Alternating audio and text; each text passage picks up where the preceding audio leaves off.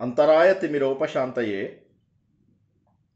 శాంతపావనమచింత్య వైభవం తం నరం వపుషి కుంజరం ముఖే మన్మహే కిమపి తుందిలం మహః వసుదేవసుతం దేవం కంసచాణూరమర్ధనం దేవకీ పరమానందం కృష్ణం వందే జగద్గురుం శ్రీకృష్ణం వందే జగద్గురుం.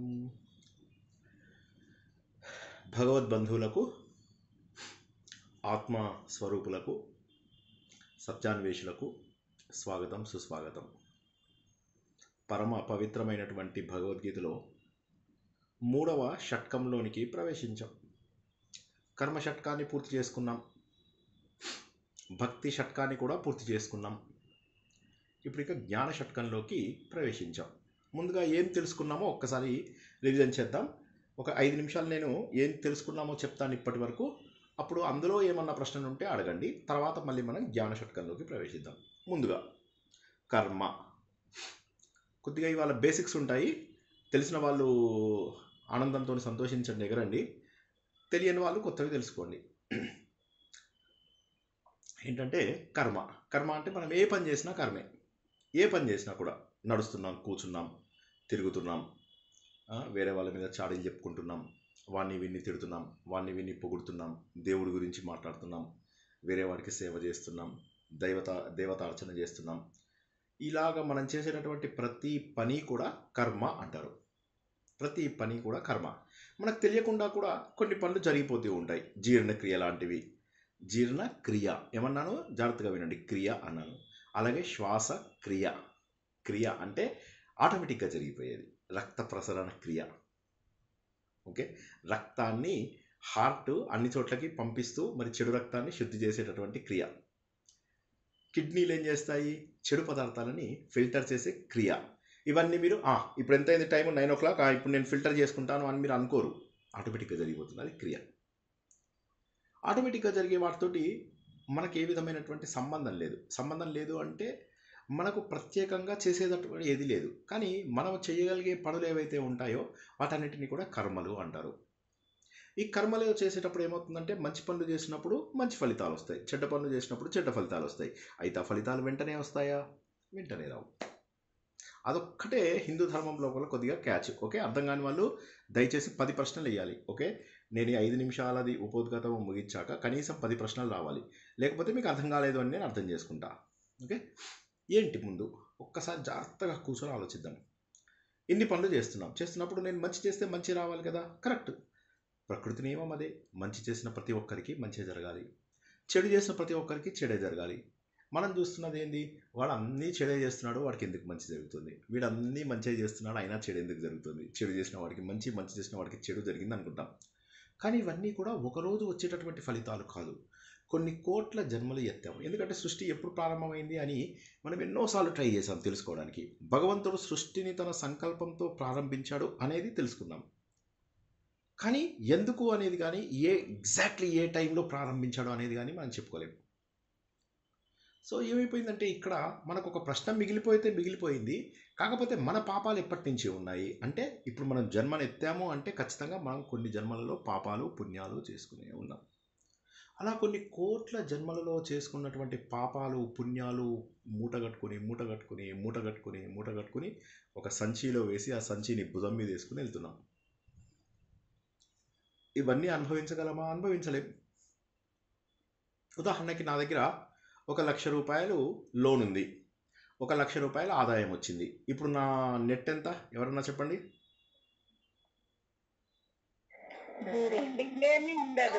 ఏమీ ఉండదు, జీరో. కానీ ప్రకృతి ధర్మం అది కాదు. 1,00,000 వచ్చినప్పుడు 1,00,000 రెండు ఉండాలి. 1,00,000కు 1,00,000 అనుభవించాలి. 1,00,000 ఏదైతే అప్పు ఉందో ఆ 1,00,000 అప్పు కూడా తీర్చాలి. రెండూ జరుగుతాయి. అంటే 2,00,000 అన్నమాట మనం అనుభవించాల్సింది. 1,00,000కేమో కష్టపడతాము, 1,00,000కేమో సుఖపడతాం. సో ఈ విధంగా ఏమవుతుందంటే పాపం చేసినా అనుభవించాలి, పుణ్యం చేసినా అనుభవించాలి. కొంతమంది ఏమంటారు, నువ్వు పుణ్యకార్యాలు చేస్తే పాపాలు కొట్టుకుపోతాయి. అవి కొన్ని ఎక్సెప్షన్ కేసెస్లో మాత్రమే ట్రూత్. కానీ మామూలుగా మనం చేసినటువంటి పుణ్యకార్యము సకల పాపాలను కొట్టేయదు. లేదు సార్, మా ఇంటి దగ్గర బ్రాహ్మడు ఉన్నాడు, ఆయన చెప్పాడు ధర్మ అర్థ కామ మోక్ష చతుర్విధ పురుషార్థ సిద్ధార్థం అని చెప్పాడు. ఆయు ఆరోగ్య ఐశ్వర్య అభివృద్ధి సిద్ధార్థం అని అన్నాడు. ఇష్టార్థ కామ ఫల సిద్ధార్థం, ఇన్ని నాకు సిద్ధించాలని ఆయన ఆశీర్వదించాడు. మరి ఎందుకు రావు అని ఒక్కసారి ఆయన్నే అడగండి. ఎందుకంటే ఆయన ఎందుకు ఆ చిన్న గది లోపల పూజారి చాలైనటువంటి డబ్బుతోటి అలా పేదరికంలో బతుకుతున్నాడో ఆయన్నే అడగండి. ఒక్కసారి ఆలోచించాలి. ఇవన్నీ నేనేమంటున్నానంటే, ఆలోచించని వాళ్ళు నేను ఎన్నో జై శ్రీకృష్ణ మేడం, ఆలోచించని వాళ్ళు ఎవరైతే ఉంటారో వాళ్ళకి ఈ విషయాన్ని అందుకునేటటువంటి శక్తి ఉండదు. ఆలోచించాలి. ఇక్కడ ఏంటంటే మనకు అన్ని ఆశీర్వాదాలు ఇస్తున్నప్పటికీ కూడా ఆయన ఎందుకు అలా ఉన్నాడు? సో ఆయన ఆశీర్వాదం ఇవ్వడం వల్ల ఈ జన్మలో మన గీత మారిపోతుందా? ఒకసారి ఆలోచించండి. ఆయన ఆశీర్వాదం ఇచ్చాడు, ఓకే, అయితే మన గీత మారిపోయిందా? మారిపోతుందా? కాబట్టి ప్రారంధం అనేటటువంటిది ఏదైతే ఉందో అది ఎవరు మార్చలేరు. మరి ప్రారంధం ఎక్కడి నుంచి వచ్చింది? శ్రీనివాస్ గారు, మళ్ళొకసారి మేము కన్ఫ్యూజ్ అయ్యాం. మంచికి మంచి, చెడుకు చెడు, ప్రకృతి నియమం. మరి అలాంటప్పుడు నేను మంచి చేస్తే మంచి ఎందుకు జరగడం లేదు అంటే అది స్టోర్ అవుతుంది అలాగా.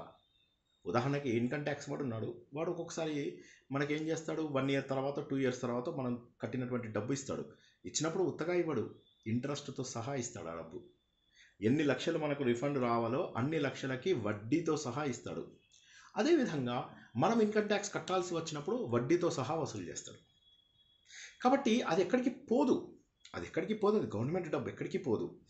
అదేవిధంగా అందరికంటే పెద్ద గవర్నమెంటు, ఈ ప్రపంచాన్ని శాసించేటటువంటి ఒక మహానుభావుడు ఏదైతే ఉన్నారో ఆయన ఈ పాపాలు పుణ్యాలు అన్నీ కూడా ఒక దగ్గర లెక్కబెట్టి పాపాలన్నింటికి మైనస్ అని, పుణ్యాలన్నింటికి ప్లస్ అని ఆయన గుర్తిస్తూ వీటన్నిటిని అనుభవించండి అంటాడు. కాబట్టి పాపాలు పాపాలుగానే అనుభవించాలి, పుణ్యాలు సుఖాలుగా అనుభవించాలి.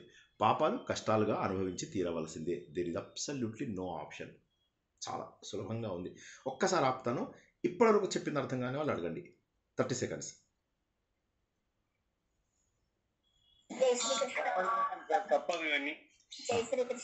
గీత అవును ఎస్. ప్రశ్న ఎవరన్నా అడగండి. ప్రశ్న. కోట్ల జన్మల నుంచి మనం తెచ్చుకున్న పాపాల్లోంచి అంటే కలిపి ఉంటాయండి, ఒక జన్మలోని కాకుండా అనేక జన్మలు తెచ్చుకొని వస్తామా? అవునమ్మా, కరెక్ట్. మనకు ఒకవేళ కనుక మనం ఎందుకు మీరు ఒకటే గుర్తుంచుకోవాలి, నేను పుట్టాను అంటే కారణం ఏంటంటే కొన్ని కోట్ల జన్మల నుంచి పాపాలు చేసుకున్నానని అర్థం. ఈ పాయింట్ అర్థమైందా? మీరు ఫస్ట్ చెప్పండి, ముందు ఈ పాయింట్ అర్థం కావాలి. కొన్ని కోట్ల జన్మలలో నేను పాపాలు చేసుకోబట్టే ఇప్పుడు పుట్టాను అని అర్థం చేసుకోవాలి. ఎందుకంటే ఒకవేళ నేను పాపాలు చేసుకొని ఉండకపోతే కోట్ల జన్మలలో అసలు జన్మెత్తను. ఎందుకంటే ఒకసారి జన్మ ఆగిపోయిందంటే మళ్ళీ పుట్టే అవకాశం ఉండదు. ఇంకా ఒకసారి జన్మ ఆగిపోతే మళ్ళీ పుట్టే అవకాశం లేదు. మనకు జన్మ ఆగిందా? లేదు. ఇప్పుడు ఎదురుగా కూర్చొని నా క్లాస్ వింటున్నారు, నేను మీ క్లాస్ చెప్తున్నాను అంటే నాకు పాపాలు పుణ్యాలు ఉన్నాయి, మీకు కూడా పాపాలు పుణ్యాలు ఉన్నాయి. మీరు నేను అందరము కూడా సంచి బుధం మీద వేసుకుని తిరుగుతున్నాం. Okay, next question. అవును చెప్తాను. ఒక్కసారి చెప్పిన విషయంలో ప్రశ్న అడగండి. చెప్పిన విషయంలో ఏది అర్థం కాకపోయినా అడగండి తొందరగా. అంటే ఎన్ని జన్మలు అయిన తర్వాత ఈ మానవ జన్మ వస్తుంది సార్? ఇక్కడ ఒకటి ఏంటంటే ఇన్ని జన్మలు అని కాదు, మనకు అక్కడ అవైలబిలిటీని బట్టి వస్తుంది. అవైలబిలిటీ అంటే ఏంటి అంటే నేను ఇంతకుముందు చెప్పాను కదా, మానవ జన్మ రావడానికి చాలా పెద్ద లైన్ ఉంటుంది. ఒక్కొక్క మానవ జన్మ రావడానికి కొందరు కోట్ల మంది అలా ఎదురు చూస్తూ లైన్ కట్టి నిలబడతారనమాట. నిలబడగానే అప్పుడు ఏమవుతుంది, వాళ్ళందరూ పరిగెడుతుంటారు, తల్లి వైపు పరిగెడుతుంటారు. తండ్రి దగ్గర నుంచి తల్లి వైపుకు రన్నింగ్ చేస్తూ ఉంటారు. ఆ రన్నింగ్ రేస్లో ఎవరైతే ముందు ఉంటారో వాళ్ళు తల్లిని చేరుకుంటారు. అందులో ఒకడే చేరుకుంటాడు. తల్లిని చేరుకున్న మరుక్షణము మిగతా వాళ్ళందరూ ఎవరైతే ఉంటారో వాళ్ళు ఇంకొక లైన్లో నిలబడాలి. చిన్నప్పుడు మనం సినిమా టికెట్లకు నిలబడే వాళ్ళం, ఇప్పుడు సినిమా టికెట్లకు నిలబడక్కర్లేదు. చిన్నప్పుడు ఏమేది, ముందు మనకు రష్ ఉన్న థియేటర్లోకి వెళ్తాము, మనకు కావాల్సిన సినిమా. ఆ సినిమాకి టికెట్ దొరకకపోతే ఇంటికి మొహాలు వేలాడేసుకుంటూ వెళ్ళడం ఇష్టం ఉండదు, పక్క థియేటర్కి వెళ్తాం. అవునా? అలా పక్క థియేటర్కి వెళ్తాం. పక్క థియేటర్కి వెళ్ళేసరికి అందులోపల కుక్కల లైన్ ఉంటుంది, కుక్క జన్మ కోసం. సరే, అసలంటూ ఏదో ఎంతో కొంత ప్రారంధం పోతుంది కదా అని చెప్పేసి ఆ లైన్లో నిలబడతాం. ఎంతో కొంత ముందు సంచితంలోంచి కొంత భాగాన్ని అనుభవించాలి కదా, లైన్లో నిలబడతాం. నిలబడిన తర్వాత ఏమవుతుంది, మళ్ళీ కుక్కల లైన్ లోపల ఏమవుతుంది, అందులోపల కూడా కొన్ని లక్షలు ఉంటాయి. అందులో కూడా పరిగెడతాం. మళ్ళీ అందులో ఒకరికే అవకాశం వస్తుంది. దాని పక్కన ఇంకో థియేటర్ ఉంటుంది. ఆ థియేటర్ లోపల గజ్జి కుక్కల లైన్ ఉంటుంది. అప్పుడు గజ్జి కుక్కల లైన్లో నిలబడతాం. గజ్జి కుక్కలు ప్లస్ కాళ్ళు ఇరిగిపోయిన కుక్కలు. ఆ కుక్కల లైన్లో నిలబడతాను. నిలబడితే అప్పుడు ఏమవుతుంది, అందులో కూడా కొద్ది మందికి అవకాశం వస్తుంది. ఇది పని కాదని పక్కకి వెళ్తే గడ్డిపోచల జన్మ ఇలాంటివన్నీ ఉంటాయన్నమాట. సో ఏదో ఒక జన్మ ఎత్తడానికి మనం తపిస్తూ ఉంటాం. మనకు జన్మ కావాల్సిందే, మన ప్రారంధాన్ని పోగొట్టుకోవాల్సిందే. ఎందుకు చేశాను నేను ఈ పాపాలు దేవుడా అని చెప్పి బాధపడుతూ ఉంటాం. ఇప్పుడు మీరు అడిగిన ప్రశ్నకు జవాబు ఏంటంటే, పుణ్యం చేసుకున్న వాళ్ళు ఎవరైతే ఉంటారో, పుణ్యం పాలు ఎవరికైతే ఎక్కువ ఉంటుందో, వాళ్ళ అదృష్టం బాగుండి వాళ్ళకి మానవ జన్మ వచ్చే అవకాశం ఉంది. అయితే ఒక చిన్న రిస్క్ ఉంది. మానవ జన్మ వచ్చాక మనకు మళ్ళీ కుక్క జన్మ వచ్చే అవకాశం కూడా ఉంది. ఎందుకంటే మానవ జన్మలో ఏమవుతుందంటే, కేవలము మనం ప్రారంధం అనుభవించడమే కాకుండా కొత్త పాపాలు కొత్త పుణ్యాలు కూడా చేసుకునే అవకాశం ఉంది. ఇప్పుడు కుక్కలు, నక్కలు, జంతువులు, చీమలు, దోమలు ఇవన్నిటికీ కొత్త కర్మలు చేసుకునే అవకాశం ఉండదు. అంతకుముందు జన్మలలో చేసుకున్న పాపపుణ్యాలు ఏవైతే ఉంటాయో అవి అనుభవించడానికి వీలవుతుంది. అయితే మనం మనిషి జన్మలు ఎన్నోసార్లు ఎత్తుండాలి. మనం ఎత్తి లేకపోతే కర్మలు ఎక్కడి నుంచి వస్తాయి? కాబట్టి ఎన్నో మనిషి జన్మలు వస్తున్నాయి, కానీ మనకు బుద్ధి రావడం లేదు. అయ్యయ్యో, నేను ఇన్నిసార్లు మనిషి జన్మలు తెచ్చుకున్నా కూడా నా కర్మలు పోగొట్టుకోలేకపోతున్నాను. మనిషి జన్మలో ఏం చేసుకోవచ్చు మనము? ఈ కర్మలన్నింటినీ కొత్త కర్మలు మళ్ళీ చేసుకోకుండా పాత కర్మలన్నింటినీ అగ్గిపుల్ల గీసి తగలబెట్టేసుకోవాలి. ఇక మళ్ళీ అందులో పుట్టించాలంటే దేవుడు చూస్తాడు బ్యాలెన్స్ ఎంత ఉంది అని. బ్యాలెన్స్ 0 అయితే సరే, ఇక నువ్వు నాలో కలిసిపోని దేవుడు తనలో కలిపేసుకుంటాడు. ఆ అగ్గిపుల్ల గీకడాన్ని జ్ఞానం అంటారు. ఆపుతున్నాను, అడగండి ప్రశ్న. మీరు చెప్పిందే దాన్ని బట్టి మనం తెలుసుకోవాల్సింది ఏమంటే, ఇప్పుడు చేసిన మీరు మాకు ముందు చెప్పిండే దాంట్లో ఎట్లా చెప్పింటే సార్, ఇప్పుడు ఈ జన్మలో మనం చేసుకునే పాప పుణ్యాలని ఆగామి అనేసి అంటాం. అది ఇంకా ఆ పేర్లు చెప్పలేదు. ఒక్క నిమిషం, ఆ 3 పేర్లు చెప్పలేదు ఇంకా, కాబట్టి వాటికి వెళ్ళకండి. ఇప్పటి వరకు చెప్పిన దాంట్లో ఏమైనా ప్రశ్నలు ఉంటే చెప్పండి. Okay sir. ఒక్క జన్మలో తెచ్చుకుంటామండి, అనేక జన్మలు తెచ్చుకుని మిక్స్ అయిపోయి తెచ్చుకుంటామండి. అవునండి, కరెక్ట్, అది కరెక్ట్. కొన్ని జన్మలలో చేసినటువంటి పాపపుణ్యాలు, కొన్ని కోట్ల జన్మలలో చేసినటువంటి పాపపుణ్యాలన్నీ కూడా మోసుకుని వస్తామన్నమాట ఒక సంచి లోపల. అందులోంచి కొద్ది భాగాన్ని మాత్రమే అనుభవిస్తాం. అంతా ఒక జన్మలో అనుభవించలేం. ఎందుకంటే మనకున్న వయస్సు ఎంత? 60 ఏళ్ళు, 70 ఏళ్ళ కంటే బతకం కదా. సో 60, 70 పోనీ 100 ఏళ్ళు వేసుకోండి, 100 ఏళ్ళు బతుకుతాం అనుకోండి. 100 ఏళ్ళకి సరిపడా మాత్రమే ప్రారంధం తీసుకుని వస్తాం. ప్రారంధం అంటే ఈ జన్మలో అనుభవించవలసిన దాన్ని ప్రారంధం అంటాం. ఉదాహరణకి మీ ఇంట్లోపల పెద్ద కుండ ఉంది. ఆ కుండలో బోల్డ్ అని నీళ్ళు ఉన్నాయి. దాన్ని మీరు సంచితం అనండి. ఓకేనా? సంచితము అంటే కొన్ని మీరేం చేశారు, 3-4 చోట్ల నుంచి నీళ్లు బట్టి తీసుకొచ్చి అందులో పోసారు కుండ లోపల. పోస్తే అప్పుడు ఏమైంది, అది ఇంత అయింది కుండ. ఆ కుండలోంచి ఏం చేస్తారు, మీరు బయటికి వెళ్తున్నారు, ఆఫీస్కి వెళ్తున్నారు, అందులోంచి ఏం చేస్తారు, ఒక ఇలా ఇది లోపల నింపుకొని వస్తారు. ఇది ప్రారంధం. ఈ ప్రారంధంని మీరు ఈ జన్మలోనే అనుభవించాలి. సంచితాన్ని మీరు ముట్టుకోరు. సంచితం అలాగే ఉంది. ఎందుకంటే మన వయసు తక్కువ, కానీ మనం చేసుకున్నటువంటి పాపాలు ఎన్ని ఉంటాయంటే, పాపాలు కానీ పుణ్యాలు కానీ ఒక జన్మలో అనుభవించలేం. ఉదాహరణకి నాకు 90 ఏళ్ళు అనుకుందాం. 90 ఏళ్ళ సమయం లోపల నేను ఎవరినో 1,00,000 మందిని చంపేశాను. ఒక పెద్ద బాంబు పెట్టేసేసి చంపేశాను. ఎక్స్ప్లోజివ్స్ దబదబా వేసేసారు అందరి మీద. అందరూ చచ్చిపోయారు. చచ్చిపోతే నాకు ఘోరాతిఘోరమైనటువంటి పాపం వచ్చింది. అప్పుడు నేను శిక్షను ఎలా అనుభవిస్తాను? ఆల్రెడీ 90 ఏళ్ళు ఉన్నాయి. ఇప్పుడు ఆ ప్రారంభం అనుభవించాలంటే ఇంకో 200 ఏళ్ళు 300 ఏళ్ళు నాకు ఉండాలి అది అనుభవించాలంటే. కానీ అంత సమయం ఉండదు. కాబట్టి ఖచ్చితంగా వచ్చే జన్మలకు ట్రాన్స్ఫర్ అవ్వవలసిందే. ఈ జన్మలో నేను దాన్ని అనుభవించలేను.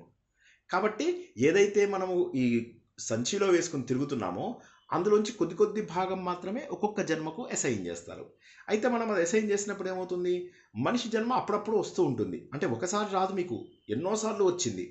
ఆ వచ్చినప్పుడు ఏం చేస్తున్నాం అంటే, మనము మళ్ళీ కొత్త పాపాలు కొత్త పుణ్యాలు చేసుకుని మళ్ళీ సంచి నింపుకుంటున్నాం. ఈ కొత్త పాపాలను కొత్త పుణ్యాలను ఈ జన్మలో చేసుకున్న కొత్త పాపాలు, ఈ జన్మలో చేసుకున్న కొత్త పుణ్యాలు, వీటిని ఏమంటారంటే ఆగామి అంటారు. సంచిలో వేసుకున్న క్యుములేటివ్ని సంచితము అంటాము. అందులోంచి కొన్ని భాగాలని ఈ జన్మలో నేను అనుభవించడానికి తీసుకున్న దాన్ని ప్రారంధం అంటాము. ఈ జన్మలో చేసుకున్న కొత్త పాపాలు కొత్త పుణ్యాలని ఆగామి అంటారు. ఈ ఆగామి వెళ్ళి మళ్ళీ సంచిలో పడుతుంది. అప్పుడు మళ్ళీ సంచితం అయిపోతుంది. అది కూడా సంచితం అయిపోతుంది. ప్రారంధం అనుభవించక తప్పదు. ప్రారంధం దేవుడు కూడా మార్చలేడు. ఇక్కడ మనం గుర్తుంచుకోవాల్సినటువంటి ఇంకొక విషయం ఏంటంటే, ప్రారంధం ఏదైతే ఉందో అది అనుభవిస్తూ ఇక కొత్త పాపాలు చేసుకోలేని జన్మలు ఏవైతే ఉన్నాయో ఆ పశువులు, పక్షులు, ఇవన్నీ వాటి ద్వారా అడ్వాంటేజ్ ఏంది, కొత్త పాపాలు కొత్త పుణ్యాలు చేసుకునే అవకాశం లేదు. ఉన్నదేదో అనుభవించేస్తాం, అయిపోతుంది.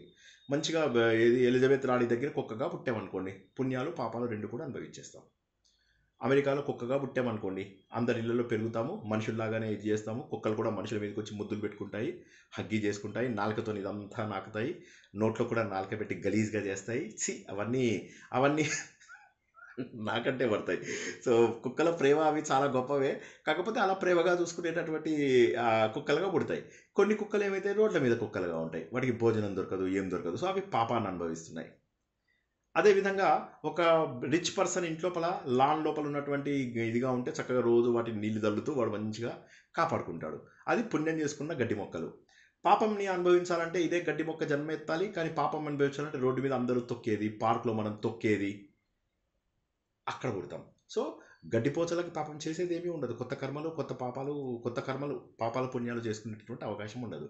కానీ మనుషులకు మాత్రం ఒక్కరికే పాపములు చేసుకోవచ్చు, పుణ్యములు చేసుకోవచ్చు. ఇది కాకుండా మోక్షం తెచ్చుకోవచ్చు. పాపపుణ్యాలు లేని జీవితాన్ని తెచ్చుకోవచ్చు. అర్థం కాని వాళ్ళు కనీసం 5 ప్రశ్నలు తీసుకుంటాను. తొందరగా అడిగితే నెక్స్ట్ లెవెల్కి వెళ్తాను. ప్రశ్నలే అడగాలి.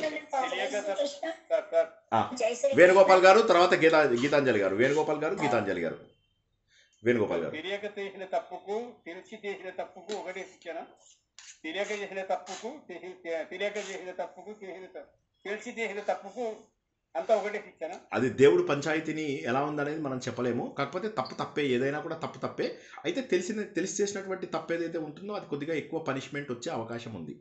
ఎందుకంటే తెలిసి చేసాము అంటే కావాలని చేస్తున్నాము. మనస్సు కూడా అక్కడ కలిసి ఉంది కాబట్టి తెలిసి చేసిన తప్పుకి ఖచ్చితంగా ఎక్కువ పనిష్మెంటే ఉంటుంది. నెక్స్ట్ క్వశ్చన్ గీతాంజలి గారు. సార్ మనకి జన్మ తప్పితే బ్యాంక్ అకౌంట్ లాగా సార్ డెబిట్ క్రెడిట్ లాగా. సుధా మేడం ఒక్క నిమిషం. గీతాంజలి అడగండి. గీతాంజలి గారు అడగండి. ఎంత పుణ్యం చేసుకుంటానో మనం ఈ మానవ జన్మ ఎత్తుతామని అన్నారు కదా. మళ్ళీ మన మానవ జన్మ ఎత్తారని అంటున్నారు కదా మీరు. మనం చేసిన పుణ్యము, ఈ జన్మలో చేసిన పుణ్యము నెక్స్ట్ జన్మలో వస్తుంది. దాని గ్యారంటీ ఏంది? మనకి గ్యారంటీ తెలియదు కదా మనం చేసిన పుణ్యం. మనం చేసాం పుణ్యం. ఇప్పుడు మీరు ప్రవచనం వింటుంటే పుణ్యం రాదా మీకు? మీరు దేవుడు గుడికి వెళ్తే పుణ్యం వస్తుంది కదా. సో ఇవన్నీ కూడా భగవంతుడు ఏం చేస్తాడంటే కర్మఫల ప్రదాత. భగవంతుడు ఏంటంటే కర్మఫల ప్రదాత. ఆయన ఏం చేస్తాడంటే ఈ కర్మలకు అనుగుణంగా మనకు జన్మలు ఇస్తాడు. ఆ జన్మలలో మనము పాపము అనుభవిస్తాం, పుణ్యము అనుభవిస్తాం. ఒక వ్యక్తి సుఖంగా ఉన్నాడు అంటే పుణ్యం వచ్చినట్టు లెక్క. ఒక వ్యక్తి కష్టపడుతున్నాడు అంటే పాపం ఉన్నది అని లెక్క. ఓకేనా? అవును, మనకు తెలియదు కదా సార్ మన పుణ్యం వస్తాయి. నెక్స్ట్ జన్మలో వస్తే పుణ్యంగా సంతోషంగా ఉంటే ఏ జన్మలో చేసుకున్నాడు పుణ్యం అనుభవిస్తున్నాడు మనం అనుకోవటం. అంతే. ఈ జన్మలో అందుకే ఈ జన్మలో రాదు. ఇప్పుడు ప్రాబ్లం ఏంటంటే అధిక పాపం అధిక పుణ్యం తప్ప ఏది ఈ జన్మలో వచ్చే అవకాశం లేదు. అధిక పాపం అధిక పుణ్యం అంటే ఏంటంటే చాలా ఘోరమైన, నేను 40 ఏళ్ళు ఉన్నాయి. నాకు 40 ఏళ్ళు ఉన్నప్పుడు ఏమైంది, నేను 100 మందిని చంపేశాను అనుకోండి, అది అధిక పాపం. అలాగే పొలిటీషియన్స్ ఉంటారు, అధిక పాపం చేస్తారు. అలాగే వీళ్ళందరికీ ఏంటంటే అదే జన్మలో వచ్చే అవకాశం ఉంది. అంటే తక్కువ సమయంలో ఉన్నప్పుడు వాళ్ళు 40 ఏళ్ళే ఉన్నారు. అప్పుడు ఏమవుతుందంటే దేవుడు దీన్ని ఇంకో జన్మకు ట్రాన్స్ఫర్ చేసి జ్ఞాపకం ఉంచుకుని ఇచ్చే అవసరం ఉండదు. అది ఇదే జన్మలో అనుభవించేలాగా ఘోరమైనటువంటి మరణాలు ఇస్తూ ఉంటాడు. దీన్ని అధిక పాపం అంటారు. ఈ మధ్య అంటున్నారు కదా పుణ్యం ఎప్పుడు పుణ్యం చేస్తే ఎమ్మటే వస్తే మనకు తెలిసింది, కానీ పాపం చేస్తే ఎమ్మటే వాడు అనుభవిస్తే కదా వాడికి తెలిసేది. లేకపోతే ఇంకేముంది దేవుడు ఏది అని అంటున్నారు కదా. అవును. ఇప్పుడు మీరు అనడం ఇంపార్టెంటా, మీకు దాని లాజిక్ తెలుసుకోవడం ఇంపార్టెంటా? వేరే వాళ్ళు ఏమన్నారో వదిలేసేయండి. మీరు ఈ జన్మలో మీరు మానవ జన్మ ఎత్తారు అంటే కొన్ని జన్మలలో మనం పుణ్యం చేసుకున్నట్టు లెక్క. అంతే, సింపుల్. మంచి పుణ్యం చేసుకున్నామని లెక్క.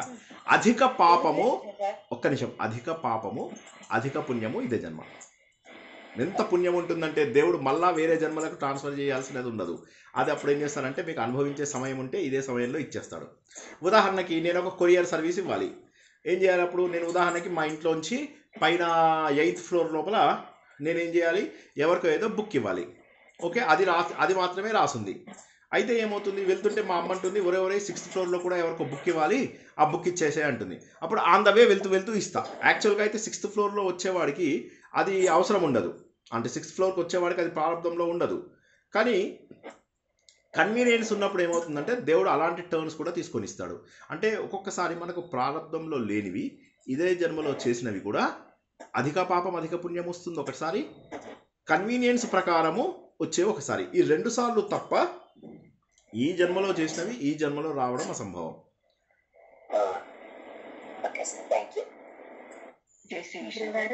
నాగమల్లేశ్వరి బ్యాంక్ అకౌంట్ లాగే కదా సార్ ఇది. బ్యాంక్ అకౌంట్ బ్యాంక్ లోని బ్యాంక్ క్రెడిట్, పుణ్యం చేస్తే క్రెడిట్ క్రెడిట్ కరెక్ట్ అవుతుంది, అవును, పాపం పాపం చేస్తే చేస్తే డెబిట్. డెబిట్ అవుతుంది. కానీ బ్యాంక్ లోపల టోటల్స్ వేస్తారు, ఇక్కడ టోటల్ ఉండదు. ఇక్కడ బ్యాంక్ లోపల ఏమవుతుందంటే ప్లస్ మైనస్ ని కొట్టేస్తుంది, అదే ఇక్కడ అదే ప్లస్ నేను మైనస్ స్టడీ కొట్టేయదు రెండు అని చెప్తున్నా. అనుభవించాను. దట్ ఈస్ ద డిఫరెన్స్ ఇది ఆ, డిఫరెన్స్. అదే అదే అదే అదే అవును సార్, నాగమల్లేశ్వరి గారు, అవును సార్, అవును నాగమల్లేశ్వరి గారు. ఓకే.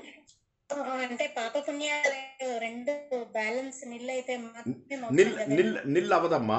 అంటే పాపము పుణ్యంని కొట్టేయదు, పుణ్యము పాపమును కొట్టేయదు. పుణ్యమును పుణ్యముగాను పాపమును పాపమునుగాను అనుభవిస్తే అప్పుడు జీరో అవుతుంది. అంటే నా దగ్గర 4 లక్షల రూపాయలు ఉన్నాయి, 2 లక్షల పాపము 2 లక్షల పుణ్యము అనుకుందాం. 2 లక్షల పాపము నేను అనుభవించాలి, 2 లక్షల పుణ్యము నేను అనుభవించాలి, అప్పుడు 0 అవుతుంది. అయితే ఈ 4 లక్షలు నేను అనుభవించడానికి కుక్క జన్మలు నక్క జన్మలు ఎత్తితే మంచిదే, ఎందుకంటే అనుభవించడానికి అవకాశం ఉంది. కానీ మధ్యలో ఏమవుతుంది, నా పుణ్యం ఎక్కువ ఉండడం వల్ల ఒక మనిషి జన్మ కూడా వస్తుంది. మనిషి జన్మ రావడంతో ఏమవుతుంది, మనం అప్పుడు మళ్ళీ కొత్త పాపాలు కొత్త పుణ్యాలు చేసేసుకుంటాం. చేసరికి అది 4 లక్షలు కాస్త ఈసారి 10 లక్షలు అయిపోయింది. ఒక జన్మలో ఎంత పాపమైనా చేసుకోవచ్చు మనం. ఎంత ఇప్పుడు మనం చెడు చెప్తాము, ఎవరి గురించి అయినా చాడీలు మాట్లాడతాము, చెడుగా మాట్లాడతాము, మనకు మంచి చేసిన వాళ్ళకు చెడు చేస్తాము. నిన్న తెలుసుకున్నాం కృతజ్ఞత. మనకు మంచి చేసిన వాళ్ళంటే కృతజ్ఞత ఉండకపోవడము, వాళ్ళు చేసిన మేలుని మర్చిపోవడము. కృతజ్ఞత లేని వాడిని నిన్నేమన్నాము, వాడి శరీరాన్ని కుక్కలు కూడా ముట్టవు అని చెప్పేసి నిన్న తెలుసుకున్నామా. ఈ రోజుల్లో ఉండనిది కృతజ్ఞత అన్న విషయం మనకు తెలుసు. సో అలాగా ఇలాంటివన్నీ కూడా ఘోర పాపాలుగా మిగిలిపోతాయి. సో అవి ఎలాంటి పాపాలుగా మిగిలిపోతాయి అంటే, ఆ పాపాలని మనము ఇది పాపం అని కూడా అనుకోము. ఆ సమయంలో ఉన్నటువంటి సరదాతోటి క్యూరియాసిటీ తోటి మనం ఆ పాపాలు ఘోరంగా చేస్తూ ఉంటాం. ఎవరింట్లో అయినా ఏదైనా ప్రాబ్లం వచ్చింది, ఎవరింట్లో అయినా కూతురికి ఏదైనా ప్రాబ్లం వచ్చింది, ఎవరింట్లో అయినా కొడుకు ఏదైనా ప్రాబ్లం వచ్చింది, ఎవరింట్లో అయినా ఇంకేదైనా ప్రాబ్లం, నవ్వుకుంటూ కబుర్లు చెప్పుకుంటూ వింటాం. వింటే ఇంకొకళ్ళు వచ్చి అయ్యో నేను వినలేదు, ఏమైంది చెప్పండి అంటారు. సో ఇవన్నీ కూడా ఘోర పాపాలుగా ఉంటాయి. చాలామంది ఏమనుకుంటారంటే హత్యలు మానభంగాలే ఘోర పాపాలు కాదు, ఇవి ఇంకా ఘోర పాపాలు. వేరే వారి గురించి తెలియకుండా మనం వారి గురించి తప్పుగా మాట్లాడటం అనేది కూడా ఘోర పాపమే. ఉదాహరణ కోసమే చెప్తున్నాను. Okay, next question. జై శ్రీకృష్ణ సార్. జై శ్రీకృష్ణ. జై శ్రీకృష్ణ చెప్పండి. చాలా చాలా మేము చూస్తున్నాం కదా ఇప్పుడు చేసిన తప్పులకు పెద్ద పాపాలకంతా ఇప్పుడే అనుభవిస్తారు కదా శిక్ష. అవును, ఎగ్జాంపుల్ కొన్ని చోట్ల వస్తుంది, కొన్ని చోట్ల ఇప్పుడే వస్తుంది. అనుభవిస్తున్నారు Yes. ఈ జన్మలోని చాలా మటుకు. కొంతమందికి ఉంటుంది అది. అధిక పాపం అధిక పుణ్యము ఇదే జన్మలో ఒక కేసు. రెండో కేసు ఎప్పుడైతే కన్వీనియన్స్ ఉంటుందో అప్పుడు కూడా దేవుడు ఇదే జన్మలో ఇచ్చేస్తాడు. ఉదాహరణకి ఎవరికైనా చిన్న రోడ్డు మీద ఏదో చిన్న మంచి పని చేశాడు. మంచి పని చేస్తే ఇప్పుడు దేవుడు ఆ చిన్న మంచి పనిని మళ్ళీ జ్ఞాపకం ఉంచుకుని మన అకౌంట్లో వేసి వచ్చే జన్మలాగా కాకుండా అప్పటిదప్పుడే జరిగేటటువంటి అవకాశం ఉంటే అప్పటిదప్పుడే ఇచ్చేస్తాడనమాట. సో అలా కొన్ని కేసులు మాత్రం జరుగుతాయి. కానీ మనం చేసిన మిగతావన్నీ కూడా అందులోకి వెళ్ళిపోతూ ఉంటాయి, ఆగామిలోకి వెళ్ళిపోతూ ఉంటాయి అన్నమాట. Okay, next question, last question. మనం అందరికీ మంచి చేసినా మనకి ఒకళ్ళొకళ్ళు మరి చెడు చేస్తారు ఎందుకనండి గురువు గారు? అది ఇప్పుడు మన ప్రశ్నకు మనం మంచిగానే ఉంటాము, ఇతరులు మన గురించి కొంచెం ఇదిగా అనుకుంటూ ఉంటారు కదా, వాళ్ళని వదిలేయండి. ఎందుకంటే మీరు కరెక్ట్గా ఉండండి, వాళ్ళు కరెక్ట్గా ఉండకపోయినా సరే, ఓకేనా. మీరు ఎట్టి పరిస్థితులలో ఎవరికి చెడు చేయకండి, ఓకేనా. ఇప్పుడు మనం తెలుసుకుంటాం జ్ఞానం అంటే ఏంటి అనేది తెలుసుకుంటాం. మనము 12వ అధ్యాయంలో ఏం తెలుసుకున్నాము, 35 లక్షణాలు కలిగి ఉంటే వాడు మాత్రమే భక్తుడు. మనం ఎలా అవుతాం భక్తులం, ఏకాదశి వ్రతం చేయమని ఇప్పుడు 12వ అధ్యాయంలో ఏం నేర్చుకున్నాం, ముందు మనం 6 అధ్యాయాలలో కర్మయోగం తెలుసుకున్నాం. ఆ కర్మయోగము ఆచరించడం కోసమని మనము 6వ అధ్యాయంలో ధ్యానయోగము, 7, 8, 9, 10, 11, 12లో భక్తి గురించి తెలుసుకున్నాం. వీటి ద్వారా మనము జ్ఞానయోగంలోకి వెళ్ళొచ్చు అని చెప్పి తెలుసుకున్నాం. 12వ అధ్యాయంలో ఏముంది, భక్తి యొక్క సమ్మరీ, భక్తి యొక్క కన్సాలిడేటెడ్ స్టోరీ. భక్తి అంటే ఏంటి అని చెప్పేదాన్ని 12వ యోగం అంటారు, 12వ అధ్యాయం అంటారు. ఈ 12వ అధ్యాయంలో భక్తికి సంబంధించినటువంటి ప్రతి విషయము ఉన్నది అందులోపల. ఆ 35 లక్షణాలలో ఏకాదశి వ్రతం ఉందా, పూజలు ఉన్నాయా, వ్రతాలు ఉన్నాయా, నోములు ఉన్నాయా, అభిషేకాలు ఉన్నాయా, ఏమున్నాయి. మనం మనుషులతోటి మంచిగా ఉండాలి, పవిత్ర హృదయులమై ఉండాలి, పవిత్రమైనటువంటి జీవితాన్ని నడపాలి. అద్వేష్టా సర్వభూతారా మైత్ర కర్ణ ఏవచ, హర్ష మర్ష భయోద్వేగై, ఇవన్నీ మనం తెలుసుకున్నాం కదా. అలాంటి కారణాలు సమశత్రౌచ మిత్రేచ తథా మానాపమానయో, ఇలాగ ఏవైతే 35 లక్షణాలను తెలుసుకున్నామో అవి మనం పాటించాలి. వేరే వాడు పాటించలేదంటే వదిలేసేయండి. ఇప్పుడు మనం మంచి చేస్తే అవతల వాడు చెడు చేస్తాడు కాబట్టి నేనేం చేయాలి అని అడగకండి. వాడిది వాడికే, మీది మీకే. ఎవరి క్వశ్చన్ పేపర్ వాళ్ళదే. ఉదాహరణకి నేను వెళ్ళి పక్కవాడి క్వశ్చన్ పేపర్లో చూస్తే ఫెయిల్ అవుతారు. వాడి క్వశ్చన్ పేపర్ వేరు, నా క్వశ్చన్ పేపర్ వేరు. ఇప్పుడు ఇద్దరం పక్కనే ఉన్న ముగ్గురము, వాడు తెలుగు పేపర్ రాస్తున్నాడు, నేను ఇంగ్లీష్ పేపర్ రాస్తున్నాడు, నా పక్కవాడు సంస్కృతం పేపర్ రాస్తున్నాడు. నేను వాడి దాంట్లో ఇలా కాపీ కొట్టి ఇలా చూసి ఆ సంస్కృతం అని నేను రాశాను అనుకోండి, ఫెయిల్ అవుతాను ఎగ్జామ్లో. కాబట్టి వేరే వాళ్ళని చూసి మనం చేయాల్సినటువంటి అవసరం లేదు. మన జీవితం మనది. మనకు శ్రీకృష్ణ భగవానుడు చెప్పిన మార్గమే మనకు మార్గం. ఇంకా ఎవరు చెప్పినా, నేను చెప్పినా అది మార్గం కాదు. సింపుల్. నేను కూడా గురువుని కాదు, నేను కూడా ప్రవచనకర్తను కాదు, నేను ఒక సాఫ్ట్వేర్ ఇంజనీర్ని అంతే. ప్రవచనకర్తలు వీళ్ళందరూ పాపాత్మలు ఉంటారు. వాళ్ళ గురించి వదిలేద్దాం.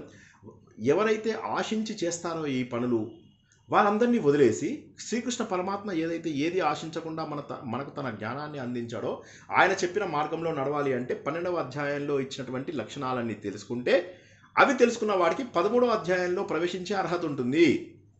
12వ అధ్యాయంలో ఉన్న లక్షణాలన్నీ మనము అలవర్చుకున్నామా?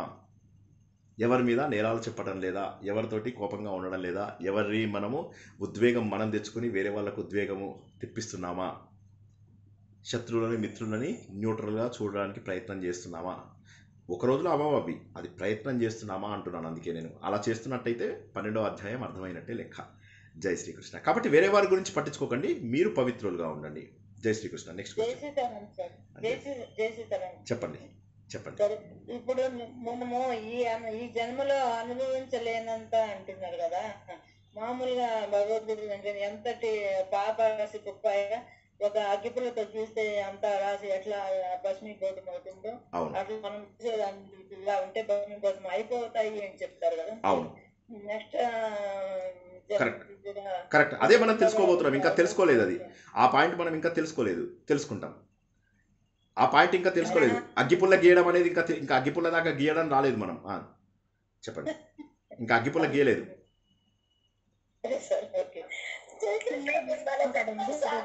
వంట సామాన్ సర్దుకుంటున్నాం. మధ్యలో జోకులు బాగా చెప్తా సార్ మీరు. జోకులేనా? మధ్య లోపల పాటలు పాడుతున్నా, డాన్సులు చేస్తున్నా, ఇవన్నీ కూడా చెప్పట్లా మీరు. అవన్నీ చెప్తే గానీ మీకు అర్థం కాదు. ఓ రోజు అంటారు అనమాట, మీరు అందరూ అది తాళాలు వేస్తారు, తకిటది మనగానే డాన్సులు కూడా చేస్తారు ఓ రోజు. సినిమా టికెట్ల గురించి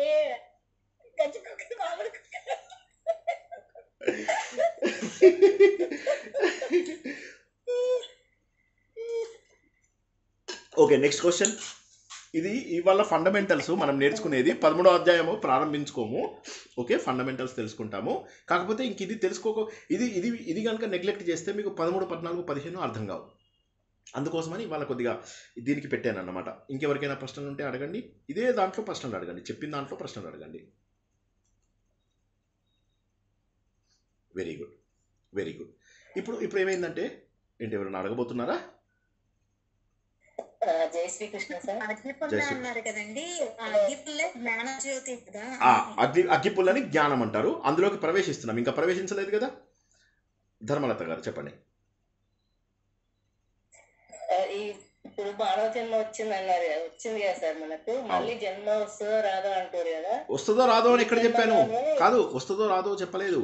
ఇంకా కోట్ల జన్మలు మనకు పెండింగ్ ఉన్నాయి. మనం ఈ జన్మలో 12వ అధ్యాయంలో మానవ జన్మ రాకుంటే వేరే జన్మ వస్తే ప్రారంభం ఒకటే అనుభవిస్తారని చెప్పారు కదా సార్. ఈ జన్మలే జ్ఞానం తెచ్చుకుంటే మనకు మళ్ళీ జన్మ అనేది ఉండదు అనేది ఇప్పుడు కృష్ణ పరమాత్మ చెప్తున్నారు సార్. ఇంకా చెప్పలేదు ఆయన. అంటే ఆయన చెప్పాడు. ఆయన చెప్పినట్టు నేను చెప్పలేదు మీకు అంటున్నా. అదే సంగతి. ఇంకా అక్కడ దాకా రాలేదు. ఇప్పుడు ఇక్కడ దాకా కూడా మనం పాపాత్ములము, నేను పాతకుండాను, నువ్వు అదేదో ఉంది కదా, ఉత్తముడో ఏదో ఉంటారు కదా, అది అని చెప్పేసి ఇంకా అక్కడే ఉన్నాం మనము. మేము ఫాస్ట్ ఫార్వర్డ్ లో ఉన్నారు సార్. అది సార్ అందరూ ఫాస్ట్ ఫార్వర్డ్ లో ఉన్నారు. శైలజ మేడం చెప్పండి.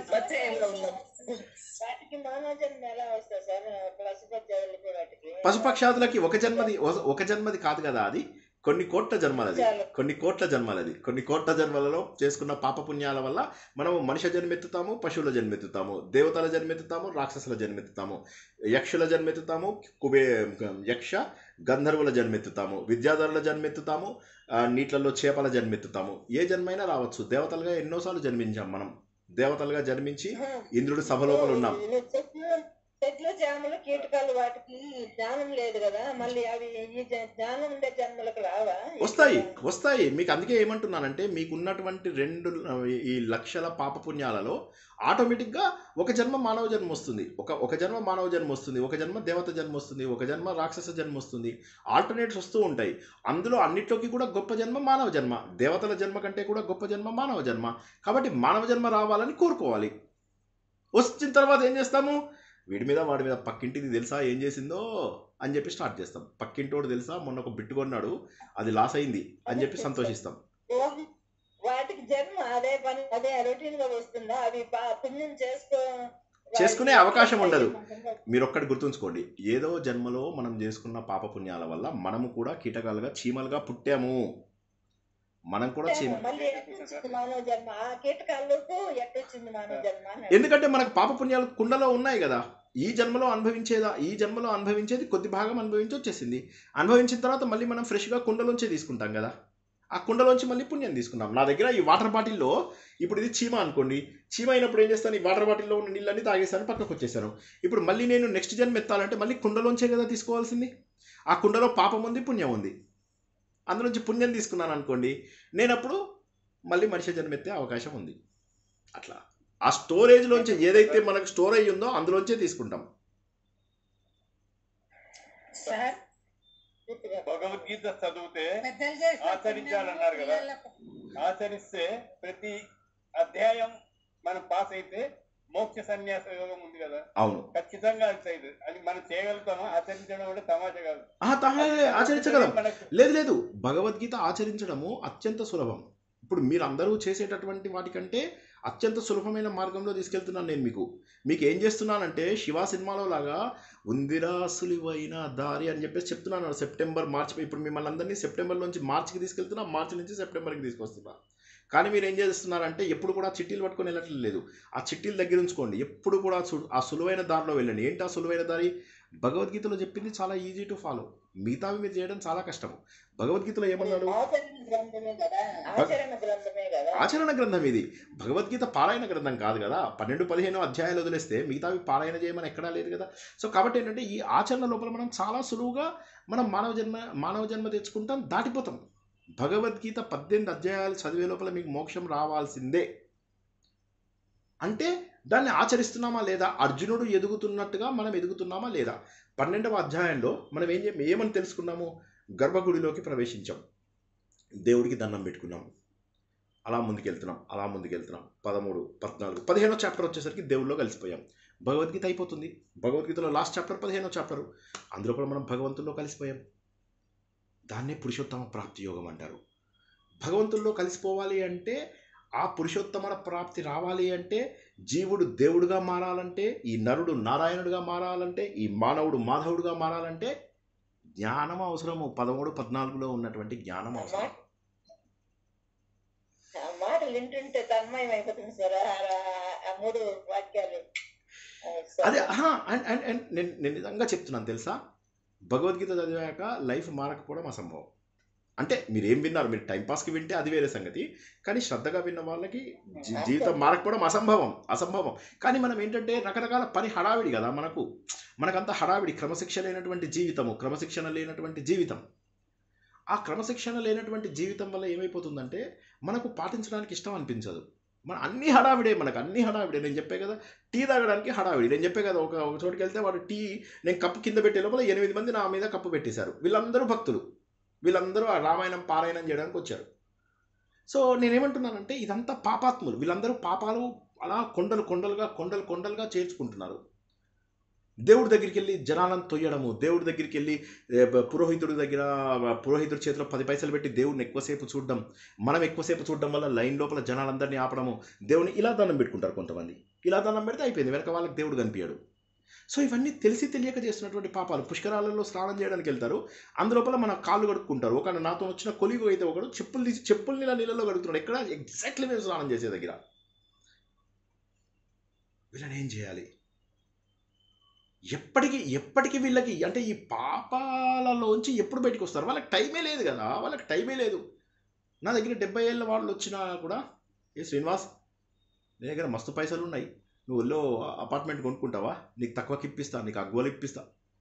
ఏం చేసుకుంటారు ఊళ్ళో? వాళ్ళు ఎందుకు అడుగుతున్నారు సార్? వాళ్ళకి తెలిస్తే కదా వాళ్ళు తెలుసుకోవడానికి ఇష్టపడరు కూడాను, ఇది తెలుసుకోవడానికి ఇష్టపడరు. కానీ తెలిసిన వాళ్ళ సంగతి వాళ్ళకి ఏంటి? అంతే తెలుస్తుంది సార్. వాళ్ళు మనం ఏమంటాం వాళ్ళకి అంతే తెలుస్తుంది. తెలిసిన వాళ్ళ మనం ఏం సంగతి చేయాలి ఏంటి? అప్పుడు? తెలిసిన వాళ్ళ సంగతి ఏంటి? ఇప్పుడు ఈ భగవద్గీత వింటున్న వాళ్ళ సంగతి ఏమంటారు? వాళ్ళలో ఎంతమంది మారుతున్నారు? భగవద్గీత ఎవ్రీ భగవద్గీత భగవద్- భగవద్గీత అదే సార్ ఇది చెప్పడం 100% ఉండాలి. వ్రతాలు చేసిన 24 క్యారెట్స్ ఉండాలి బంగారు. మార్కులు రావాలంటే 24 క్యారెట్స్ ఉండాలి. బంగారు కూడా 99% అంటాడు. అవును. సో కాబట్టి ఏంటంటే కాబట్టి ఏంటంటే మనకు ఆచరణలోకి రావాలి. సరే, మనము will go back to the basics again. So కర్మ అంటే చేసేటటువంటి ప్రతి పని. ఆ ప్రతి పని ఏమవుతుందంటే కొన్ని ఫలితాలను ఇస్తుంది. ఆ ఫలితం మనం వెంటనే అనుభవించకపోతే వడ్డీతో సహా పేర్చుకోవాలి. ఉదాహరణకు ఒక జన్మలో ఒకడు నన్ను కొడితే అది నేను వాడిని మళ్ళీ కొట్టడానికి కొన్ని జన్మల తర్వాత నాకు అవకాశం వస్తే ఈసారి వాడిని కొట్టను, వాడిని కత్తితో పొడి చేస్తాను, వడ్డీతో సహా చెల్లించాలి. ఇది మనం తెలుసుకున్నాం పాపాల గురించి, పుణ్యాల గురించి. తెలుసుకున్నప్పుడు ఏమవుతుంది? ఇవి ఎలా అనుభవిస్తాము అంటే మనం ఏంటంటే ఈ శరీరం వదిలేసినప్పుడు కారణ శరీరం అని ఒక విత్తన రూపంలోకి కన్వర్ట్ అయిపోతాం.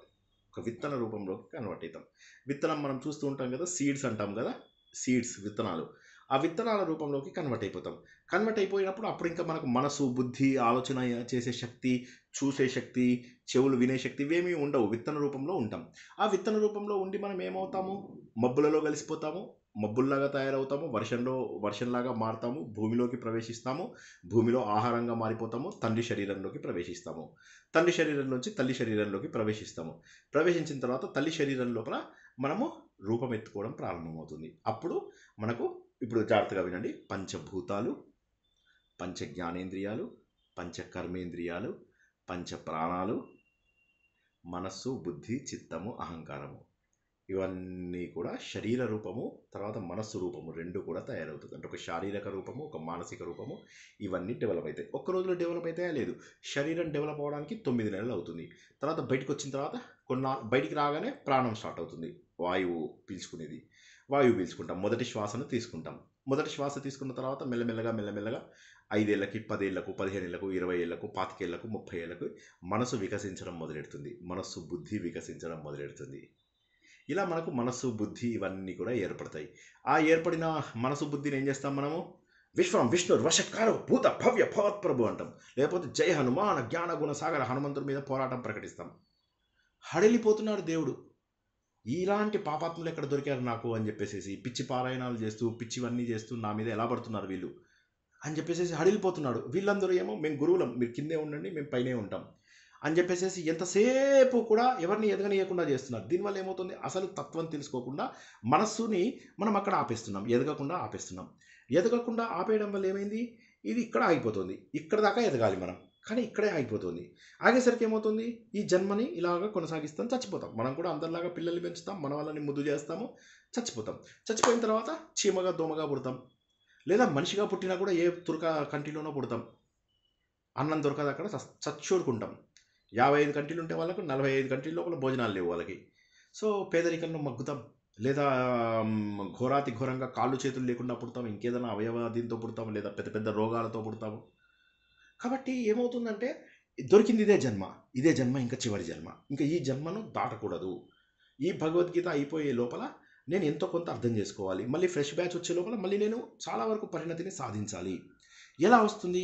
ఈ శరీరం అనేటటువంటిది పంచభూతాలు, పంచ జ్ఞానేంద్రియాలు, పంచ కర్మేంద్రియాలు, పంచ ప్రాణాలు, పంచ ఉపప్రాణాలు, మనస్సు, బుద్ధి, చిత్తము, అహంకారము.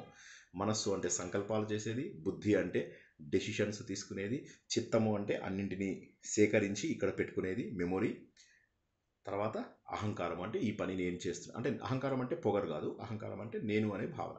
ఇవన్నీ ఉన్న వాటి లోపల అప్పుడు ఏమవుతుందంటే వీటి లోపల మన క్షేత్రజ్ఞుడైనటువంటి భగవంతుడు ప్రవేశిస్తాడు. ఇప్పటి వరకు చెప్పినదంతా కూడా క్షేత్రము అంటాము. అందులోకి ప్రవేశించేటటువంటి భగవంతుడు క్షేత్రజ్ఞుడు. ఇది తెలుసుకుంటే, అంటే క్షేత్రజ్ఞుడు ఎవరు అంటే ఇది క్షేత్రము అని చెప్పి తెలిసిన వాడే క్షేత్రజ్ఞుడు. ఈ శరీరం అనేటటువంటిది ఒక కట్టే అని తెలుసుకున్న వాడే క్షేత్రజ్ఞుడు. ఇదే నిజమైనటువంటి జ్ఞానము అని చెప్పి భగవంతుడు ఉపోద్ఘాతం ఇచ్చాడు. ఇప్పుడు మళ్ళీ ఒక 3 ప్రశ్నలకు అవకాశం.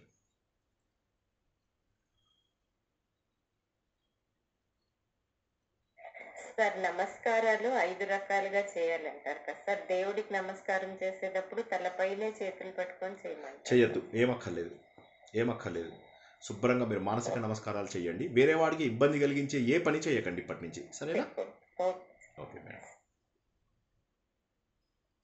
ఉన్నాయి రకరకాలు. ఇప్పుడు ఫర్ ఎగ్జాంపుల్ మీరు దేవుడికి నిజంగా నమస్కరించాలంటే మీకు ఎగ్జాక్ట్ మెథడ్ చూపిస్తాను. నేను దండం పెడుతున్నప్పుడు మీరు చూసుంటారు. ఒక్క నిమిషం, నేను కొద్దిగా ముందుకు జరిపి నిలబడి చూపిస్తాను.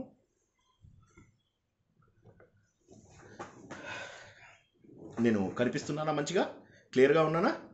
ఇదిగో ఈ చేతులు ఇలా పెట్టండి. అంటే ఈ 2 దేవుడి వేళ్ళు, వీటిని ఈ నోస్కి తగిలించి వీటిని ఇలా పెట్టండి.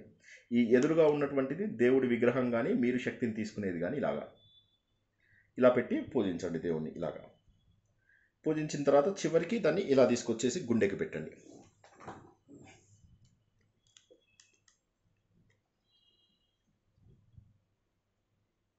ఓకే, ఇదిగో అంటే అక్కడ ఉన్న శక్తిని ఇలా హృదయంలోకి స్వీకరించండి. ఓకే, ఇది సరైనటువంటి నమస్కారం.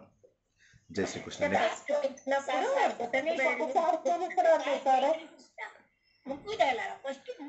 ఇక్కడ మా ఆజ్ఞా చక్రానికి తగలాలి.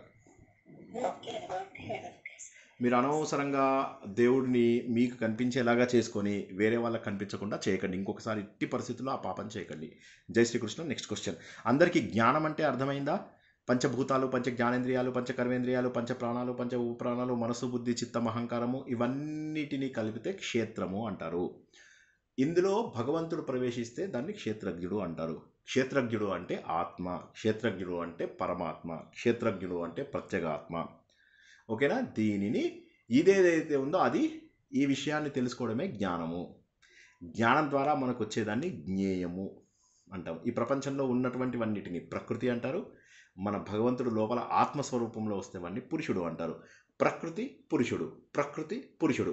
ప్రకృతి అంటే ఏంటి? పంచభూతాలు, పంచ జ్ఞానేంద్రియాలు, పంచ కర్మేంద్రియాలు, పంచ ప్రాణాలు, ఇవన్నీ పంచతన్మ, వాట్ ఎవర్ యూ హ్యావ్, అవన్నీ కలిపితే ప్రకృతి. ఇందులోపల భగవంతుడు ప్రవేశిస్తే దాన్ని పురుషుడు, ప్రకృతి పురుషుడు. దీన్నే క్షేత్రము క్షేత్రజ్ఞుడు. క్షేత్రము క్షేత్రజ్ఞుడు, ప్రకృతి పురుషుడు. క్షేత్రము క్షేత్రజ్ఞుడు, ప్రకృతి పురుషుడు. ఈ పురుషుడు గురించి మనం తెలుసుకుని ఇదే మనం ఈ క్షేత్రజ్ఞుడు, నా శరీరంలో భగవంతుడు ఉన్నాడు, ఇదేంటి నా చెంప, ఆ నేనెవరు, అది ఆత్మ. ఇవేమిటి నా కళ్ళు, నువ్వెవరు, నేను ఆత్మని. ఇదేంటి నా దేహము, నువ్వెవరు, నేను ఆత్మని. ఇది అసలైనటువంటి జ్ఞానం. నువ్వెవరివి, ఇవన్నీ కావు నువ్వు, ఇవన్నీ కావు నువ్వు. ఒక చొక్కాని వేసుకున్నంత మాత్రాన చొక్కా అయిపోవు అని చెప్పి తెలిసేది ఏదైతే ఉందో అదే మనం ఏమని చెప్పుకున్నాము, మన నిర్వాణ దశకంలో ఏమని చెప్పుకున్నాము? న భూమిర్న తోయం న తేజో న వాయు న ఖం నేంద్రియం న తేషాం సమూహ అనేకాంతికత్వాత్ సుషుప్త్యేక సిద్ధః తదేకో వశిష్ఠ శివం కేవలోహం. తదేకో వశిష్ఠ శివం కేవలోహం. నవర్ణాశ్రమాచారధర్మ నమే ధారణ ధ్యాన యోగాదయోపి అనాత్మాశ్రయాహం మమధ్యాసహానా. తదేకో వశిష్ఠ శివం కేవలోహం. న మాతా న పితా వా న దేవా న లోక న వేదా న యజ్ఞా న తీర్థా బ్రువంతి సుషుప్తౌ నిరస్తాతి శూన్యాత్మకత్వా. తదేకో వశిష్ఠ శివం కేవలోహం. ఆ 10 ఇంకా చదివితే మళ్ళీ నేను ఎమోషనల్ అయిపోతాను కాబట్టి ఇక్కడ ఆపేస్తున్నాను. అయ్యో కాదండి, నిర్వాణ దశకం అని శంకరాచార్య రాసింది. మనోబుద్ధి అహంకార చిత్త, అది నిర్వాణ షట్కం, అది నిర్వాణ షట్కం, అది నిర్వాణ షట్కం, నిర్వాణ దశకం, నిర్వాణ దశకం. సో అయితే కాబట్టి ఏంటంటే నేను ఇదంతా కాదు, నేను తల్లిని అనుకుంటున్నాను, నేను తండ్రిని అనుకుంటున్నాను, నేను గురువుని అనుకుంటున్నాను, నేను శిష్యుని అనుకుంటున్నాను, నేను వీడు అనుకుంటున్నాను, నేను ఇవన్నీ తప్పు. మరి నేను ఎవరిని? తది ఏకో వశిష్ఠ శివం కేవలోహం. ఆ కేవల అహం అదెవరు? నేను శివుణ్ణి. అంటే నేనేంటి? ఒక మంగళకరమైనటువంటి స్వరూపాన్ని, ఒక పవిత్రమైనటువంటి మంగళ స్వరూపాన్ని నేను, ఒక ఆత్మస్వరూపాన్ని నేను, ఒక పవిత్ర హృదయుడను నేను. ఈ 10 శ్లోకాలలో జ్ఞానము ఇలా బయటికి వచ్చి మనందరినీ కూడా కళ్ళు తెరిపిస్తుంది, గుండెకి చిల్లు చేస్తుంది, కళ్ళలోంచి నీళ్లు తెప్పిస్తుంది. ఇది మనము ఉపదేశసారం అవ్వగానే దశస్లోకి ప్రారంభించుకుందాం. ఉపదేశసారం ఇంకో సార్ ఒక్క మాట సార్, 7-8 వారాలలో అవుతుంది. చెప్పండి. ఒకసారి ఒక సపరేట్ క్లాస్ ఆర్ఎస్ఎస్ గురించి చెప్తే బాగుంటుంది అనుకుంటా. చూద్దాం, ఇప్పుడు ఇంకా చాలా టైం ఉంది దానికి. మనకు చాలా ముఖ్యం ఇండియన్ గా మనము అదే ఆర్ఎస్ఎస్ ప్రాముఖ్యత అనేది అందరికి తెలియాలి. నేను ఆర్ఎస్ఎస్ లో చేరాలని అనుకుంటున్నాను. చెప్తాను ఒకసారి. ఇవాళ టాపిక్ అందరికీ అర్థమైందా? ఇప్పుడు ఇప్పటి వరకు అర్థం కాని వాళ్ళు ఎవరున్నా ఏ విషయం ఉన్నా అడగండి. సో ఇప్పుడు క్షేత్రము, క్షేత్రజ్ఞుడు అనేదానికి, తర్వాత మనము ప్రకృతి పురుషుడు అనేదానికి మనము తేడాలు తెలుసుకున్నాము. సో మనము ముందు కర్మయోగంలో ఏం తెలుసుకున్నాము? పని ఎలా చేయాలి అనేది తెలుసుకున్నాం. పని ఎలా చేయాలంటే ఇది నేను చేస్తున్నాను అని చెప్పి అనుకోకూడదు. నేను చేస్తున్నాను అనుకోకుండా ఉండాలి అంటే దానికి పరిణతి కావాలి. ఎందుకంటే పని చేస్తూ నేను చేస్తున్నానని ఎలా అనుకోకుండా ఉంటాను? పరిణతి కావాలి. ఆ పరిణతిని మనము మెడిటేషన్ ద్వారా తెచ్చుకుంటాం. 6వ అధ్యాయంలో 7, 8, 9, 10, 11, 12లో ఇవన్నీ కూడా భగవంతుడిపైకి ట్రాన్స్ఫర్ చేయడం ద్వారా, భగవంతుడి ద్వారా భక్తిని పెంచుకోవడం ద్వారా 12వ అధ్యాయంకి వచ్చేసరికి మనము సంపూర్ణ మనుషులుగా మారిపోతాము. ఏమని? నిజమైనటువంటి భక్తులుగా మారిపోతాము. ఏ విధంగానైతే ఆమె జ్యోతిక చంద్రముఖిగా ఒక్కసారిగా మారిపోతుందో అలాగా మనం కూడా డైరెక్ట్గా మనం మనుషులం కాస్త భక్తులుగా మారిపోతాము. 12వ అధ్యాయం వచ్చేసరికి 12వ అధ్యాయంలో 35 లక్షణాలు మన లోపల వచ్చేస్తాయి. 13, 14, 15 లోపల ఇక ప్రపంచం గురించి తెలుసుకుంటాం. భగవంతుడు ఏం చెప్పాడు? నేనంటే భక్తిని చూపించావు అనుకో, నీకు కర్మయోగం సులువు అంటాడు. అంటే చేసే పని నీకు ఎప్పుడు సులువు అవుతుందంటే దాన్ని దేవుడి మీదకి వదిలేస్తే సులువు అంటాడు. చేసే ఏ పనైనా సరే ఇది దేవుడి పని అనుకుంటే చాలా సులువు అవుతుంది. మనం ఆ దశావతారంది 1,00,000 సార్లు ఎగ్జాంపుల్ చెప్పుకున్నాం. రాయిని మాత్రం కంటే దేవుడు కనిపించడు, కానీ దేవుణ్ణి మాత్రం కంటే ఈ దేహం కనిపించదు. కాబట్టి అన్ని భగవంతుడి మీద వదిలేసినప్పుడు మీరు చేసే పనిని అద్భుతంగా చేయగలుగుతారు. కానీ నేను భగవంతుని ఎందుకు ప్రేమిస్తాను? మరి ఇప్పుడు నా పిల్లల్ని ప్రేమిస్తాను, నా భార్యను ప్రేమిస్తాను, అమ్మ నాన్నని ప్రేమిస్తాను, నా ఆత్మీయులను ప్రేమిస్తాను, దేవుడిని ఎందుకు ప్రేమిస్తాను? ఎందుకంటే వీళ్ళందరికంటే ఆత్మీయుడు దేవుడే కాబట్టి, వీళ్ళందరినీ పుట్టించింది దేవుడే కాబట్టి, వీళ్ళందరికంటే పైన ఉన్నటువంటిది దేవుడే కాబట్టి, నువ్వు పీల్చుకునే గాలి, వేసుకున్నటువంటి ఈ శరీరము, తర్వాత ఇక్కడ దొరికేటటువంటి నీళ్లు, ప్రతి వస్తువు కూడా భగవంతుడిదే. ఇవి నీకు ఇంట్లో ఇచ్చిన వాళ్ళనే నువ్వు ఇంత సంతోషంగా చూస్తే ఇవన్నీ నీకు ప్రపంచంలో ఇచ్చినటువంటి ఆ భగవంతుడిని ఎంత ప్రేమించాలి? అవన్నీ భగవంతుడు చెప్తూ ఈ ప్రపంచమంతా నాదే, నువ్వు నన్ను ప్రేమించు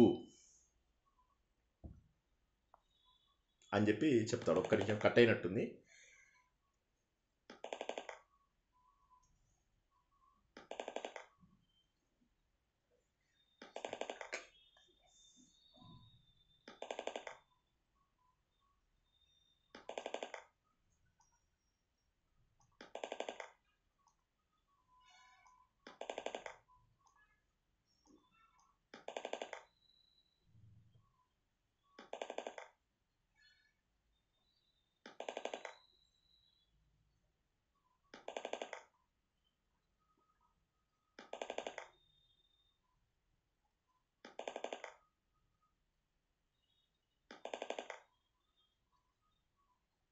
అనేసి అనుకుంటాము. క్రిందటి జన్మలలో మనం చేసిండే పాపాలు కానీ పుణ్యాలు కానీ దానిలో మనము ఉంచుతాము అనేసి అనుకుంటాము. ఇంకా ప్రారంధము అనేది ఎవరు కూడా ప్రారంభం అండి. వచ్చే జన్మ ఆగామి, వచ్చేవి ఆగామి. కాదండి, ఏమండి ప్లీజ్ జయంతి గారు కన్ఫ్యూజ్ చేయదండి. ఈ జన్మలో మనం చేసే పాపాలు కానీ పుణ్యాలు కానీ దానిలను మనము ఆగామి అనేసి అంటాము. ఆ తర్వాత ప్రారంధము అనేది మనము ఎప్పటికి కూడా మార్చలేము. ఆ ప్రారంధము అనేది అంటే అది మంచిగా జరగడం అన్నా జరగచ్చు, లేదంటే చెడు అన్నా జరగచ్చును. ఆ ప్రారంధంని మాత్రము ఏమి మార్చలేము అనేది తెలుసుకున్నాము. ఆ తర్వాత భగవంతుడు మళ్ళీ ఏం అంటే ఆయన సాక్షిభూతంగా అంటే ఒక జడ్జి లాగా, కోర్టులో జడ్జి లాగా కూర్చొని మనం చేసే పాపాలను పుణ్యాలను ఆయన చూస్తూ ఉన్నారు. అంతేగాని ఆయన మన ప్రారంధాన్ని మార్చడం అనేది మాత్రము ఆయన కూడా చేయలేదు. కరెక్ట్. అట్లనే చేసి అంటే యుద్ధము, మహాభారత యుద్ధము ఇవన్నీ కూడా జరిగే పనులేమి కాకుండా ఉంటుండే అన్నట్టుగా అవన్నీ మనం తెలుసుకున్నాం. కరెక్ట్. జై శ్రీకృష్ణ జై సార్. శ్రీకృష్ణ. ఇప్పుడు కర్మ అనేటటువంటిది ఏదైతే మనం తెలుసుకున్నామో, కర్మ లోపల మనం ఈ కర్మని ఏం చేయడం లేదు అని తెలుసుకోవాలి అంటే ఇవన్నీ భగవంతుడివి అని తెలిసినప్పుడు ఏమవుతుంది? ఇప్పుడు బ్యాంక్ ఎంప్లాయీ ముందేమనుకుంటాడు? ఈ బ్యాంక్లో ఉన్న డబ్బంతా నాదే అనుకుంటాడు. అనుకున్న తర్వాత చెప్తాడు, కాదు కాదు ఈ బ్యాంకుదిగా, ఇవన్నీ బ్యాంక్ పైసలు, నీ పైసలు కాదు అంటే నిర్లిప్తంగా. వనజ గారు మ్యూట్లో పెట్టుకోండి లేదా వెళ్ళిపోండి. అయితే అప్పుడేమవుతుంది, వాళ్ళు బ్యాంక్ మేనేజర్ ఏ విధంగానైతే ఈ బ్యాంకులో ఉన్న డబ్బు నాది కాదు అని చెప్పేసి అనుకుంటాడో, అదేవిధంగా ఈ ప్రకృతిలో ఉన్నవన్నీ నాది కాదు అని తెలుసుకోవడం కోసమే 7, 8, 9, 10, 11, 12 అధ్యాయాలు. భగవంతుడు అంటాడు ఇదంతా నేనే, నాలోంచే ఇవన్నీ వచ్చాయి అని చెప్పి తన విశ్వరూపాన్ని కూడా చూపించేసేసాడు. ఇక అర్జునుడికి డౌట్ ఎలా వస్తుంది? ముందు 10వ అధ్యాయంలోనేమో తను విశిష్టంగా కనిపించినటువంటి ప్రదేశాలని, సూర్యులో నన్ను చూడు, చంద్రుల్లో నన్ను చూడు, చెట్టులో నన్ను చూడు, చేమలో నన్ను చూడు, ప్రతి మనిషిలో నన్ను చూడు అని చెప్పి చెప్పినప్పుడు ఇండైరెక్ట్గా అన్నీ నేనే, చరాచర జీవరాశిలో ఉన్న ప్రతిదీ నేనే అని చెప్పి చెప్పినది 10వ అధ్యాయం. 11వ అధ్యాయంకి వచ్చేసరికి ఈ 10వ అధ్యాయంలో చెప్పినవన్నీ తను నిజంగా విరాట స్వరూపుడై చూపించేసేసాడు భగవంతుడు.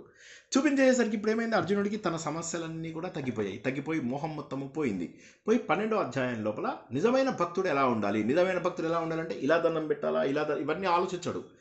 భగవంతుడి యొక్క స్వరూపమే నన్ను నేను పవిత్రంగా ఉంచుకోవాలి. Body is temple, that's what they say. ఈ శరీరమే దేవాలయము, ఈ శరీరమే క్షేత్రము, ఇందులో ఉండేటటువంటి ఆత్మ ఏదైతే ఉందో అది ఆలయం. కాబట్టి శరీరమే దేవాలయం, ఈ దేహమే దేవాలయం, జీవుడే సనాతన దైవం. కాబట్టి ఏంటి, ఆ లోపల ఏదైతే జీవం ఉందో అది క్షేత్రజ్ఞుడు, అది దేవుడు. ఈ శరీరం ఏదైతే ఉందో దీన్ని క్షేత్రం అంటారు. పొలం ఏదైతే ఉంటుందో ఆ పొలం క్షేత్రము. ఆ పొలంలో వేస్తున్నటువంటి విత్తనాల ద్వారా మనకేమవుతుంది, అందులోంచి పంటలు వస్తాయి. అదేవిధంగా మనం ఈ శరీరానికి ఏది తినిపిస్తే అదే వస్తుంది, ఏవి ఇస్తే అవే ఉంటాయి ఇందులోపల. ఆ సత్యాన్ని మనం తెలుసుకున్నాం. దీనికి భగవంతుడు ఏం చేశాడు, పంచ జ్ఞానేంద్రియాలు, పంచకర్మేంద్రియాలు, పంచభూతాలు, మన మనసు, బుద్ధి, చిత్తం, అహంకారం ఇవన్నీ ఇచ్చేసేసి శరీరాన్ని తయారు చేశాడు. ఇది జడము, దీనికి ఎలాంటి యాక్టివిటీ ఉండదు. ఎప్పుడైతే భగవంతుడు క్షేత్రజ్ఞుడుగా వచ్చి లోపలికి వచ్చాడో, ఆత్మస్వరూపుడై లోపలికి వచ్చాడో, భగవంతుడు ఎలక్ట్రిసిటీ, ఇప్పుడు ఎలక్ట్రిసిటీ పోతే నా ల్యాప్టాప్ పనిచేయలేదు, మన మొబైల్ పనిచేయలేదు. ఎలక్ట్రిసిటీ రావట్లేదండి. కట్ అయింది, మళ్ళీ అక్కడ పవర్ ఉంటుందేమో. లేదు, నా వాయిస్ వినిపించట్లేదా? క్లియర్గా లేదా? ప్లీజ్ వాయిస్ వినిపించట్లేదా అనేది? నా వాయిస్ వినిపించటం లేదా?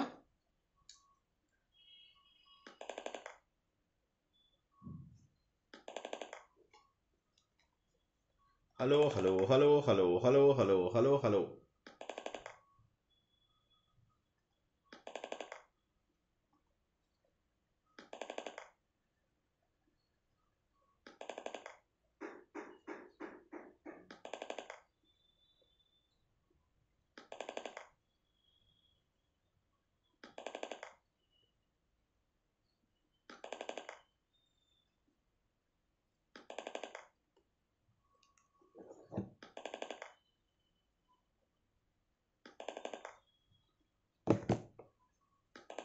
కష్టపడిపోతున్నాను అంటే ఆ పని ఎంతో భారంగా అనిపిస్తూ ఉంటుంది.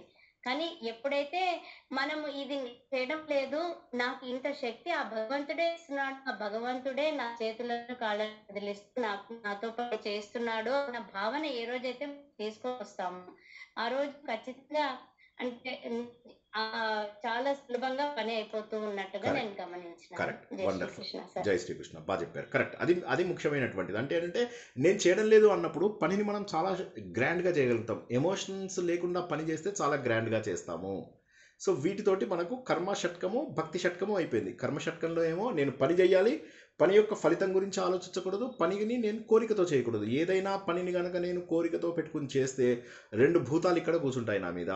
ఈ 2 భూతాలని అభిక్రమ నాశ దోషము, ప్రత్యవాయ దోషము అంటాము. ఈ 2 కూడా నా భుజం మీద కూర్చున్నప్పుడు నేను తప్పు చేసే అవకాశం ఉంది. తర్వాత నేనేం చేయాలి, కోరికలు లేకుండా చేయాలి, ఏ ఫలితం వచ్చినా కూడా తీసుకోవాలి. ఇవి తీసుకుని కనుక ముందుకెళ్తే ధైర్యంగా పని చేయగలుగుతాను. కానీ ఇది అచీవ్ చేయడం కష్టం కాబట్టి భక్తి యోగం ద్వారా దీన్ని అచీవ్ చేస్తాము. భక్తి యోగం ద్వారా ఎప్పుడైతే మనం దీన్ని అచీవ్ చేస్తామో అప్పుడు భక్తి యోగంలో మనకు అనేక గొప్ప శక్తి వస్తాయి, అనేక శక్తులు వస్తాయి. అప్పుడు మనకి ఏమవుతుందంటే జ్ఞానయోగంలోకి వెళ్ళగలిగేటటువంటి అవకాశము వస్తుంది. జ్ఞానయోగంలోకి అందుకే ఇవాళ ప్రవేశించాము. కాబట్టి అందరూ కూడా ఒకసారి పాత వీడియోలు చూస్తే కానీ వైరాగ్య సాధన అనేటటువంటిది రాదు.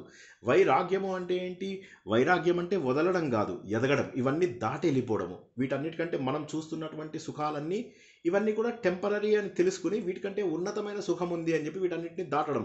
చెప్పుకున్నాం కదా, చిన్నప్పుడు గోటీలు ఆడటము అవి మనకి ఇష్టం అనిపించేవి, క్యారమ్ బోర్డ్ ఆడటమే. ఇప్పుడు అవి దాటిపోయి మనము ఇంకో రకమైనటువంటి దాంట్లో ఉన్నాం. అంటే వీటన్నిటిని దాటుతూ ఎదుగుతూ ఉండాలి అనేది మనం తెలుసుకుందాం. ఆత్మసుఖము వీడి నీ ఆట కొరకు పాత్ర పోషణ చేసితి సూత్రధారి, విశ్రమించద నీ పాదం ఆశ్రయించి పరమ కరుణాంతరంగా శ్రీ పాండురంగ. జై శ్రీకృష్ణ. ఏమైనా ప్రశ్నలు ఉంటే తీసుకుందాం, లేకపోతే వెళ్ళిపోవచ్చు. ఆల్రెడీ మనం ఒక 5-10 నిమిషాలు దాటిపోయాం కదా. తెలుసుకోవచ్చు సార్. మాధవి గారు తర్వాత సాయి కుమారి గారు, మాధవి గారు తర్వాత సాయి కుమారి గారు, మాధవి గారు తర్వాత సాయి కుమారి గారు. మాధవి గారు అడగండి. అవును, చేసుకోవచ్చండి. మనకు కావాల్సిందే ఆ మాట. మనము ఆ రెండు నా వాయిస్ వినిపించడం లేదా? చేసుకోవచ్చు. నా వాయిస్ ముఖ్యంగా మనం పారాయణం చేసుకోవడము అంటే సార్ చెప్పిండే భావంను మనం కరెక్ట్ గా మనసుకు హత్తించుకొని, అంటే ఈ భక్తి 12వ అధ్యాయంలో మనం సంపూర్ణ భక్తు హలో అన్నది మనం తెలుసుకుంటామన్నమాట.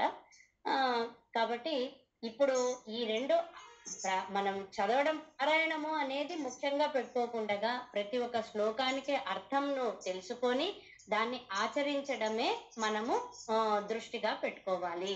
అందుకోసమనే పారాయణం చేయండి 12, 15 అనేసి మనకు సార్ చెప్తూ ఉంటారు అనమాట. జై శ్రీకృష్ణ సార్.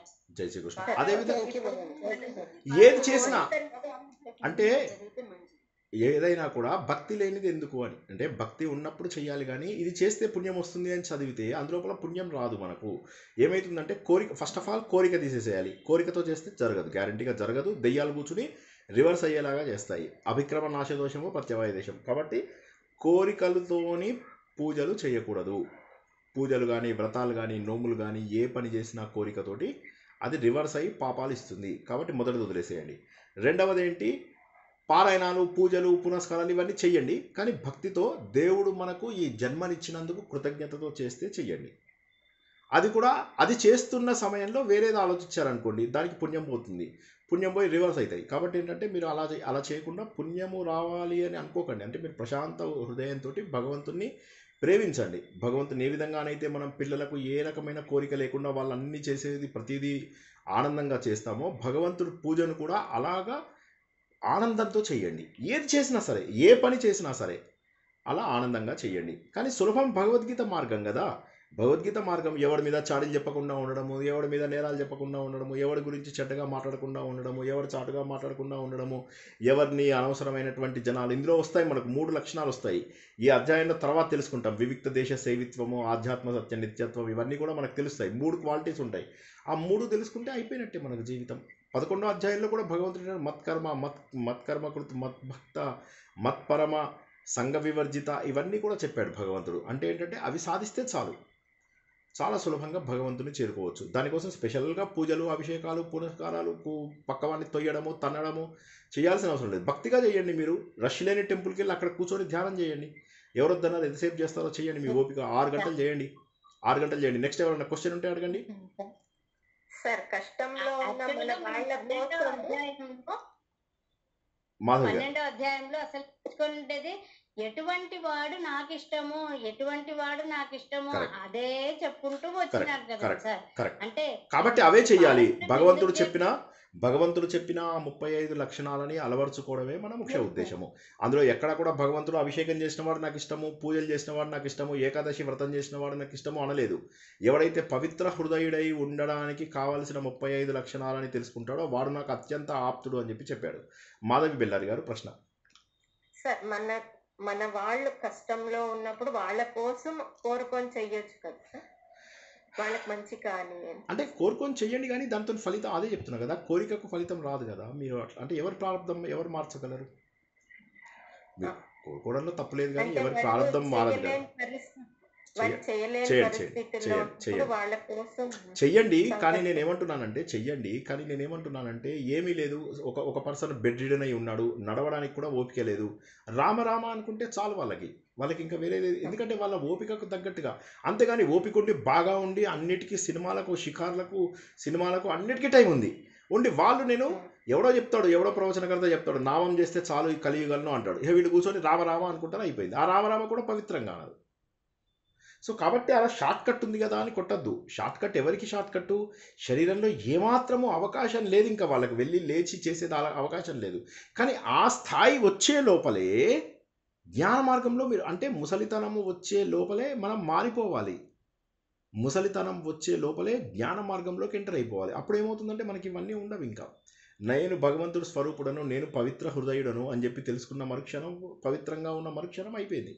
మనం అందరినీ ప్రేమించేటటువంటి స్థాయిని చేరుకున్నప్పుడు అయిపోయింది. మనం భగవంతుడి రూపంలోకి వెళ్ళిపోయాము, జ్ఞాన మార్గంలోకి వచ్చాము. ఈ వెనకాలన్న సంచి అంతా కాలిపోతుంది. జై శ్రీకృష్ణ. Next question.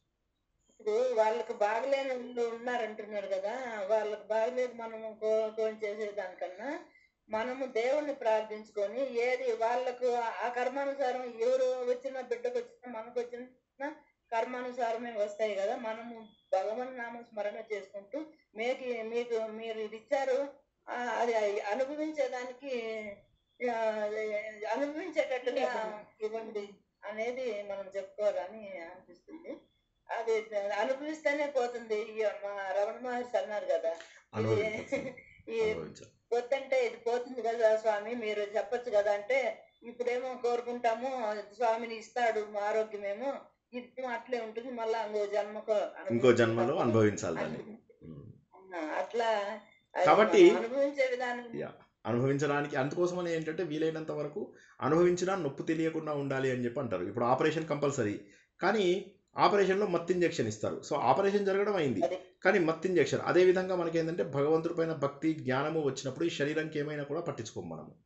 అది ఆ స్థాయికి చేరుకోవాలి. Next question, last question. ఎందుకంటే 10 అయిపోతుంది. మనం 9:30 9:40కి అయిపోయింది మన క్లాసు. ఇంకేమన్నా ప్రశ్నలు ఉంటే తీసుకుందాం, లేకపోతే మనం క్లోజ్ చేసుకుందాం. అది మనిషి జన్మకి మనసుకి ఎంత కష్టం కలిగినా తిరిగి రెస్పాండ్ అవ్వకుండా ఉండాలంటారా? రెస్పాండ్ అయితే కొత్త కర్మలు ఏర్పడతాయి అంటారా? కొత్త కర్మలు ఏర్పడతాయి అంటే నివారించగలిగే, ఇప్పుడు ఏదైనా అధర్మం జరిగినప్పుడు మీరు నివారించడం మంచిదే అధర్మాన్ని. కానీ ఏదైనా ఎమోషనల్గా do not get attached. Work incessantly but not be attached to. మీరు పని చేయండి, పూర్తిగా ఏ పని చేసినా సరే దానికి అటాచ్ అవ్వకుండా చేయండి. ఇప్పుడు మీ ముందు అధర్మం ఉంది, మీరు ఆపగలిగే అధర్మం అయితే ఆపండి. అదేమీ తప్పు కాదు. ఆ కర్మలేవి మీకు అంటుకోవు. అదేవిధంగా ఏదైనా ధర్మబద్ధమైనటువంటి పని నడుస్తుంది, దాన్ని ప్రోత్సహించండి. కానీ don't get attached to that మానసికంగా. ఇప్పుడు మనం మన పిల్లలకి చేసేటప్పుడు ఏమవుతుంది, మనం మానసికంగా అటాచ్ అయిపోతాం పిల్లలకి. వాళ్ళకి ఏ చిన్న ప్రమాదం వచ్చినా మనం తట్టుకోలేము. వాళ్ళు తప్పు చేసినా ఒప్పు చేసినా కూడా మన పిల్లలు అని చెప్పేసి క్షమిస్తాము. ఆ అటాచ్మెంట్ లేకుండా ఏ పని చేసినా తప్పులేదు. అలాంటి అటాచ్మెంట్ లేకుండా ఏ పని చేసినా తప్పులేదు. అందుకే భగవంతుడు ఏమంటాడు, నా గురించి జ్ఞానము తెలుసుకున్నటువంటి వ్యక్తి పరమ పాపాత్ముడైనా సరే ఒకసారి జ్ఞానం వచ్చిన తర్వాత అతను నా స్వరూపాన్ని పొందుతాడు అంటాడు. పరమ పాపాత్ముడైనా సరే నిజంగా మారినటువంటి వ్యక్తి. అంటే ఇవన్నీ మనం ఏంటంటే, ఇప్పుడు యుద్ధం లోపల ఎంతోమందిని చంపుతారు, వాళ్ళకి పాపాలు ఎందుకంటావు? ఎందుకంటే మనది బాధ్యతగా చేస్తున్నాడు. ఆ బాధ్యతగా చేస్తున్నప్పుడు ఏమీ అంటావు. మనకు కర్మయోగంలో మనం తెలుసుకున్నది అదే కదా, బాధ్యతగా చేయాలి. ఇది నేను చేస్తున్నాను అని కూడా వదిలేస్తే అన్నిటికంటే గొప్పది. మనం అందులో మెట్లుగా నేర్చుకున్నాము. ముందేంటి, కర్మని కోరికతో చేయకూడదు, తర్వాత ఫలితం ఏదొచ్చినా యాక్సెప్ట్ చేయాలి, మూడోది ఏంటి బాధ్యతగా చేయాలి, నాలుగోది ఏంటి లోక సంగ్రహం కోసం చేయాలి, అంటే లోకంకి ఉపయోగపడే విషయాలు చేయాలి, ఐదోది ఇది నేను కూడా చేస్తున్నాను అనుకోకూడదు, నేను చేస్తున్నాను నన్ను అందరూ గుర్తించాలి అని అనుకోకూడదు. మనం గుర్తించాలి అనుకున్నామంటే అయిపోయింది, మనకి ఏదో ప్రాబ్లం ఉంది. ఈ 5 చేస్తే దాన్నే కర్మయోగం అంటారు. కర్మయోగం అంటే ఇదే. ఎవరికైనా ఏదైనా పెద్ద రోగం వచ్చింది అనుకోండి, మందులు వాడి ఆపరేషన్ చేయించుకుంటారు, అలా వదిలేయడం బెటరా, అలా ట్రీట్మెంట్ తీసుకోవడం బెటరా? ట్రీట్మెంట్ తీసుకోవాలి, తప్పకుండా తీసుకోవాలి. ట్రీట్మెంట్ తీసుకోకపోతే ఎట్లాగా? శరీరం అనేది లేకపోతే మనం మిగతావన్నీ చేయలేం కదా. శరీర మాధ్యమం ఖలు ధర్మ సాధనం. కాబట్టి శరీరం అనేది పోగొట్టుకున్న తర్వాత వినండి, శరీరం అనేది పోగొట్టుకున్న తర్వాత ధర్మం సాధించడం కష్టము. అయితే ఏమవుతుంది, ఈ లోపల మనం కాబట్టి మనకి ఇప్పుడు రమణ మహర్షిలాగా జ్ఞానం వచ్చిన తర్వాత మీరు చెప్పినటువంటిది వేరు. ఇక జ్ఞానం వచ్చాక వాళ్ళకి శరీరం అంటే భ్రమ ఉండదు కాబట్టి ఓకే. కానీ మనలాంటి వాళ్ళకి ఇంకా జ్ఞానం రాలేదు కదా పూర్తిగా. జ్ఞానం రానప్పుడు నొప్పి వచ్చినప్పుడు హాస్పిటల్కి వెళ్ళాలి, మందు తీసుకోవాలి, దాన్ని తగ్గించుకోవాలి. ఎందుకంటే ఈ శరీరం ముందు రన్ అవ్వాలి. ఇప్పుడు నేను ఉదాహరణకి నేను ఇక్కడి నుంచి విజయవాడకి వెళ్ళాలి, దాంతో నా జీవితం అయిపోయింది అనుకుందాం. 250 కిలోమీటర్స్ నా జీవితం అయిపోయింది అనుకున్నాం. ఈ దారిలో ఉన్నంతసేపు కూడా నాకు ఈ కారు అవసరం. కానీ నేను ఒకసారి విజయవాడ వెళ్ళిపోయిన తర్వాత ఇక నేను మళ్ళీ హైదరాబాద్కి వచ్చేది లేదనుకోండి, అప్పుడు ఆ కారు విజయవాడకి వెళ్ళాక పాడైపోయినా నాకేం ప్రాబ్లం లేదు. ఎందుకంటే నా గమ్యాన్ని చేరుకున్న తర్వాత ఈ శరీరం ఏమైపోయినా నాకు ఇంకా పర్వాలేదు. కానీ నేను గమ్యాన్ని చేరుకోవడానికి నాకు కావలసినటువంటిది దేహం అనేటటువంటి ఒక మాధ్యమం. సో అందుకే ఏమంటాడు శరీరం మాధ్యమం ఖలు అంటే కథ, ధర్మ సాధనం. ధర్మాన్ని సాధించడానికి ఈ శరీరం కంపల్సరీ. ఈ శరీరం కావాలని ఎంత కష్టపడితే దొరుకుతుందో తెలుసా? ఈ శరీరం ఎంత తుచ్చము, ఎంత నీచము ఇవన్నీ మాట్లాడుకుంటాం, కానీ శరీరం అనేది పవిత్రమైనటువంటిది. శరీరం అనేది దేవాలయము. ఇది మనకు కర్మ చేయడానికి, ధర్మం చేసుకోవడానికి, మోక్షం తెచ్చుకోవడానికి, ప్రతిదానికి పాపాలు చేయడానికి కూడా ఇదే కారణం. పాపాలు కానీ పుణ్యాలు కానీ ఇవన్నిటికీ ఇదే కారణం. భగవంతుడు చైతన్యాన్ని తీసుకుని పాపాలు చేయొచ్చు, పుణ్యాలు చేయొచ్చు, మోక్షము తెచ్చుకోవచ్చు. ఒక్క మనిషికి మాత్రమే ఉన్నటువంటిది. కాబట్టి అందరూ కూడా మారడానికి ప్రయత్నం చేయాలి. మారడానికి తప్పు చేసిన ప్రతిసారి కూడా ఇలాంటి ప్రవచనాలు జ్ఞాపకం రావాలి. వద్దొద్దు, ఆ రోజు నేను విన్నాను, తప్పు చేయకూడదు, తప్పు చేయకూడదు, తప్పు చేయకూడదు, తప్పు చేయకూడదు అనేటటువంటి భావనలో ఉన్నటువంటి వారు ఎవరైతే ఉంటారో వారు తప్పు చేయరు. కానీ ఏం పర్లేదులే, ఎవడు చూస్తున్నాడు, పర్లేదులే ఒకసారి చేస్తే ఏమైంది, పర్లేదులే దేవుడు క్షమిస్తాడు, దేవుడా నేను చేసిన తప్పులన్నీ క్షమించు, చచ్చినా క్షమించడు. దేవుడు ఎందుకు క్షమిస్తాడు? దేవుడు కర్మఫల ప్రదాత. కర్మ చేసిన వాడికి కర్మని ఇవ్వడమే దేవుడిది. అంతేగాని మీరు కోరుకుంటే నేను అలా ఉండదు. నిజమైన పశ్చాత్తాపం అంటే ఏంటి? అయ్యయ్యో ఇంత తప్పు చేశానా అని చెప్పి భగవంతుడా నేను చేసిన తప్పు ఇవాళ నాకు గుర్తొచ్చింది, నాకు నువ్వు ఏ శిక్ష విధించినా పర్వాలేదు. ఉదాహరణకి నేను ఒకసారి గురువాయూర్ వెళ్ళడం జరిగింది. వెళ్తే అక్కడ ఒక తెలుసున్న ఆవిడ బలవంతంగా నన్ను స్పెషల్ దర్శనానికి తీసుకెళ్ళింది. వద్దంటే ఆవిడ ఫీల్ అవుతుందని వెళ్ళాను.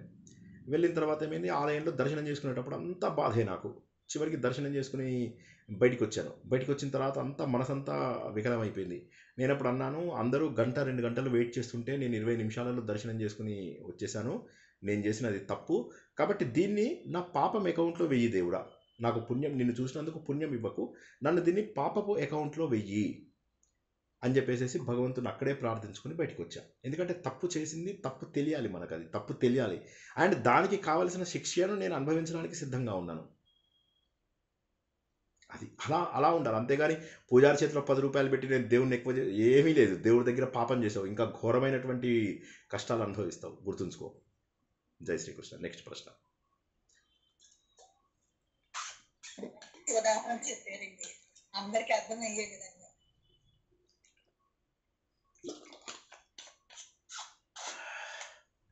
నేను ఎక్కువ నీళ్ళు తాగడానికి కారణం ఏంటంటే ఫ్యాన్ తీసేస్తాను, చెమట పోస్తూ ఉంటుంది, సో వెళ్ళిపోతూ ఉంటాయి, డిహైడ్రేట్ అయిపోతూ ఉంటాను. ఓకే, నెక్స్ట్ ఇంకేమైనా క్వశ్చన్స్ లేకపోతే ఇవాళ క్లోజ్ చేసుకుందాము. వీలైనన్ని సార్లు వినండి. ఏమవుతుందంటే ప్రవచనం విన్నంతసేపు బాగా అనిపిస్తుంది, ఇవాళ బాగా అనిపిస్తుంది. గీతాలో పెట్టలేదు సార్ హరోస్కోప్, ఇవాళది పంచాంగం పెట్టలేదు. అవును, ఇవాళ ఏమైందంటే నాది రెస్ట్ డే అనమాట. ఇవాళ నాది రెస్ట్ డే. ఫ్యాన్ సౌండ్ ఇందులో వస్తుంది కదా, మీరు మాట్లాడుతుంటే మీకు నా వాయిస్ వినిపించదని తీసేస్తాను, ఫ్యాన్ తీసేస్తాను. ఇదంతా అయ్యాక చొక్కా తడిసిపోతుంది. పెట్టండి సార్ సరే, గీతా దైనందినిలో పంచాంగం పెట్టండి సార్. ఓకే సార్, అలాగే. నమస్కారం. నమస్తే ప్రసన్న గారు. ప్రసన్న గారు చెప్పండి. ఫస్ట్ చాప్టర్ నుంచి మీరు చెప్పిన ప్రవచనాలు వినాలంటే ఎట్లా అంటే నేను ఈ మధ్యనే జాయిన్ అయ్యాను. ఓకే, ఇప్పుడు ఇదే గ్రూప్ లో, ఇప్పుడు మీరు ఏదైతే గ్రూప్ లో ఉన్నారో దీంట్లో ప్లేలిస్ట్ పెడతాను. ఇప్పటి వరకు మనం భగవద్గీత చాలాసార్లు తెలుసుకున్నాము. అయితే గీతాసారం ఈసారి మాత్రము ఎప్పుడైతే మనకు 1 year బ్యాక్ స్టార్ట్ అయిందో అప్పటి నుంచి ఇప్పటి వరకు ఉన్నవి ప్లేలిస్ట్ పెడతాను. You can follow that. తప్పకుండా. థ్యాంక్ యూ సో మచ్ అండి. థ్యాంక్ యూ, చాలా సంతోషం. అబ్సల్యూట్లీ. నెక్స్ట్ ఇంకా ఇవాళ రెస్ట్ డే అన్నమాట. నాకు ఆఫీస్కి వెళ్ళలేదు ఇవాళ. వెళ్ళకుండా ఇంట్లో కూర్చొని పనులు ఉంటే అవన్నీ చేసుకుని కాసేపు టీవీ చూసి పడుకుని మధ్యాహ్నం చాలా రోజుల తర్వాత మంచిగా నిద్రపోయా. So it was wonderful day. So ఎక్కడికి వెళ్ళాలా, ఇంట్లోనే కూర్చున్నాను రోజంతా. కొద్దిగా చదువుకోవడము, కొద్దిగా రాసుకోవడము, నా పనులన్నీ చేసుకోవడము. So it was a wonderful day after very very very very very very very very long time. ప్రశాంతంగా ఉందన్నమాట ఇవాళ. అలసట లేదు. ఇక ఈ ఫ్యాన్ లేకపోవడం ఒక్కటే అలసట అంతే. జై శ్రీకృష్ణ. ఇంకేం ప్రశ్న? లైట్లు పెట్టుకోండి సార్, వినపడదు. స్లోగా పెట్టుకున్నారంటే అంత చెమట పట్టదు, డిస్టర్బెన్స్ ఏం ఉండదు సార్. అదే కొంచెం 1-2 లో పెట్టుకోండి సార్, అదే, ఏం అదే. పర్వాలేదు. అట్లా ఉంటే అదే. కష్టం sir. Right right. Next question.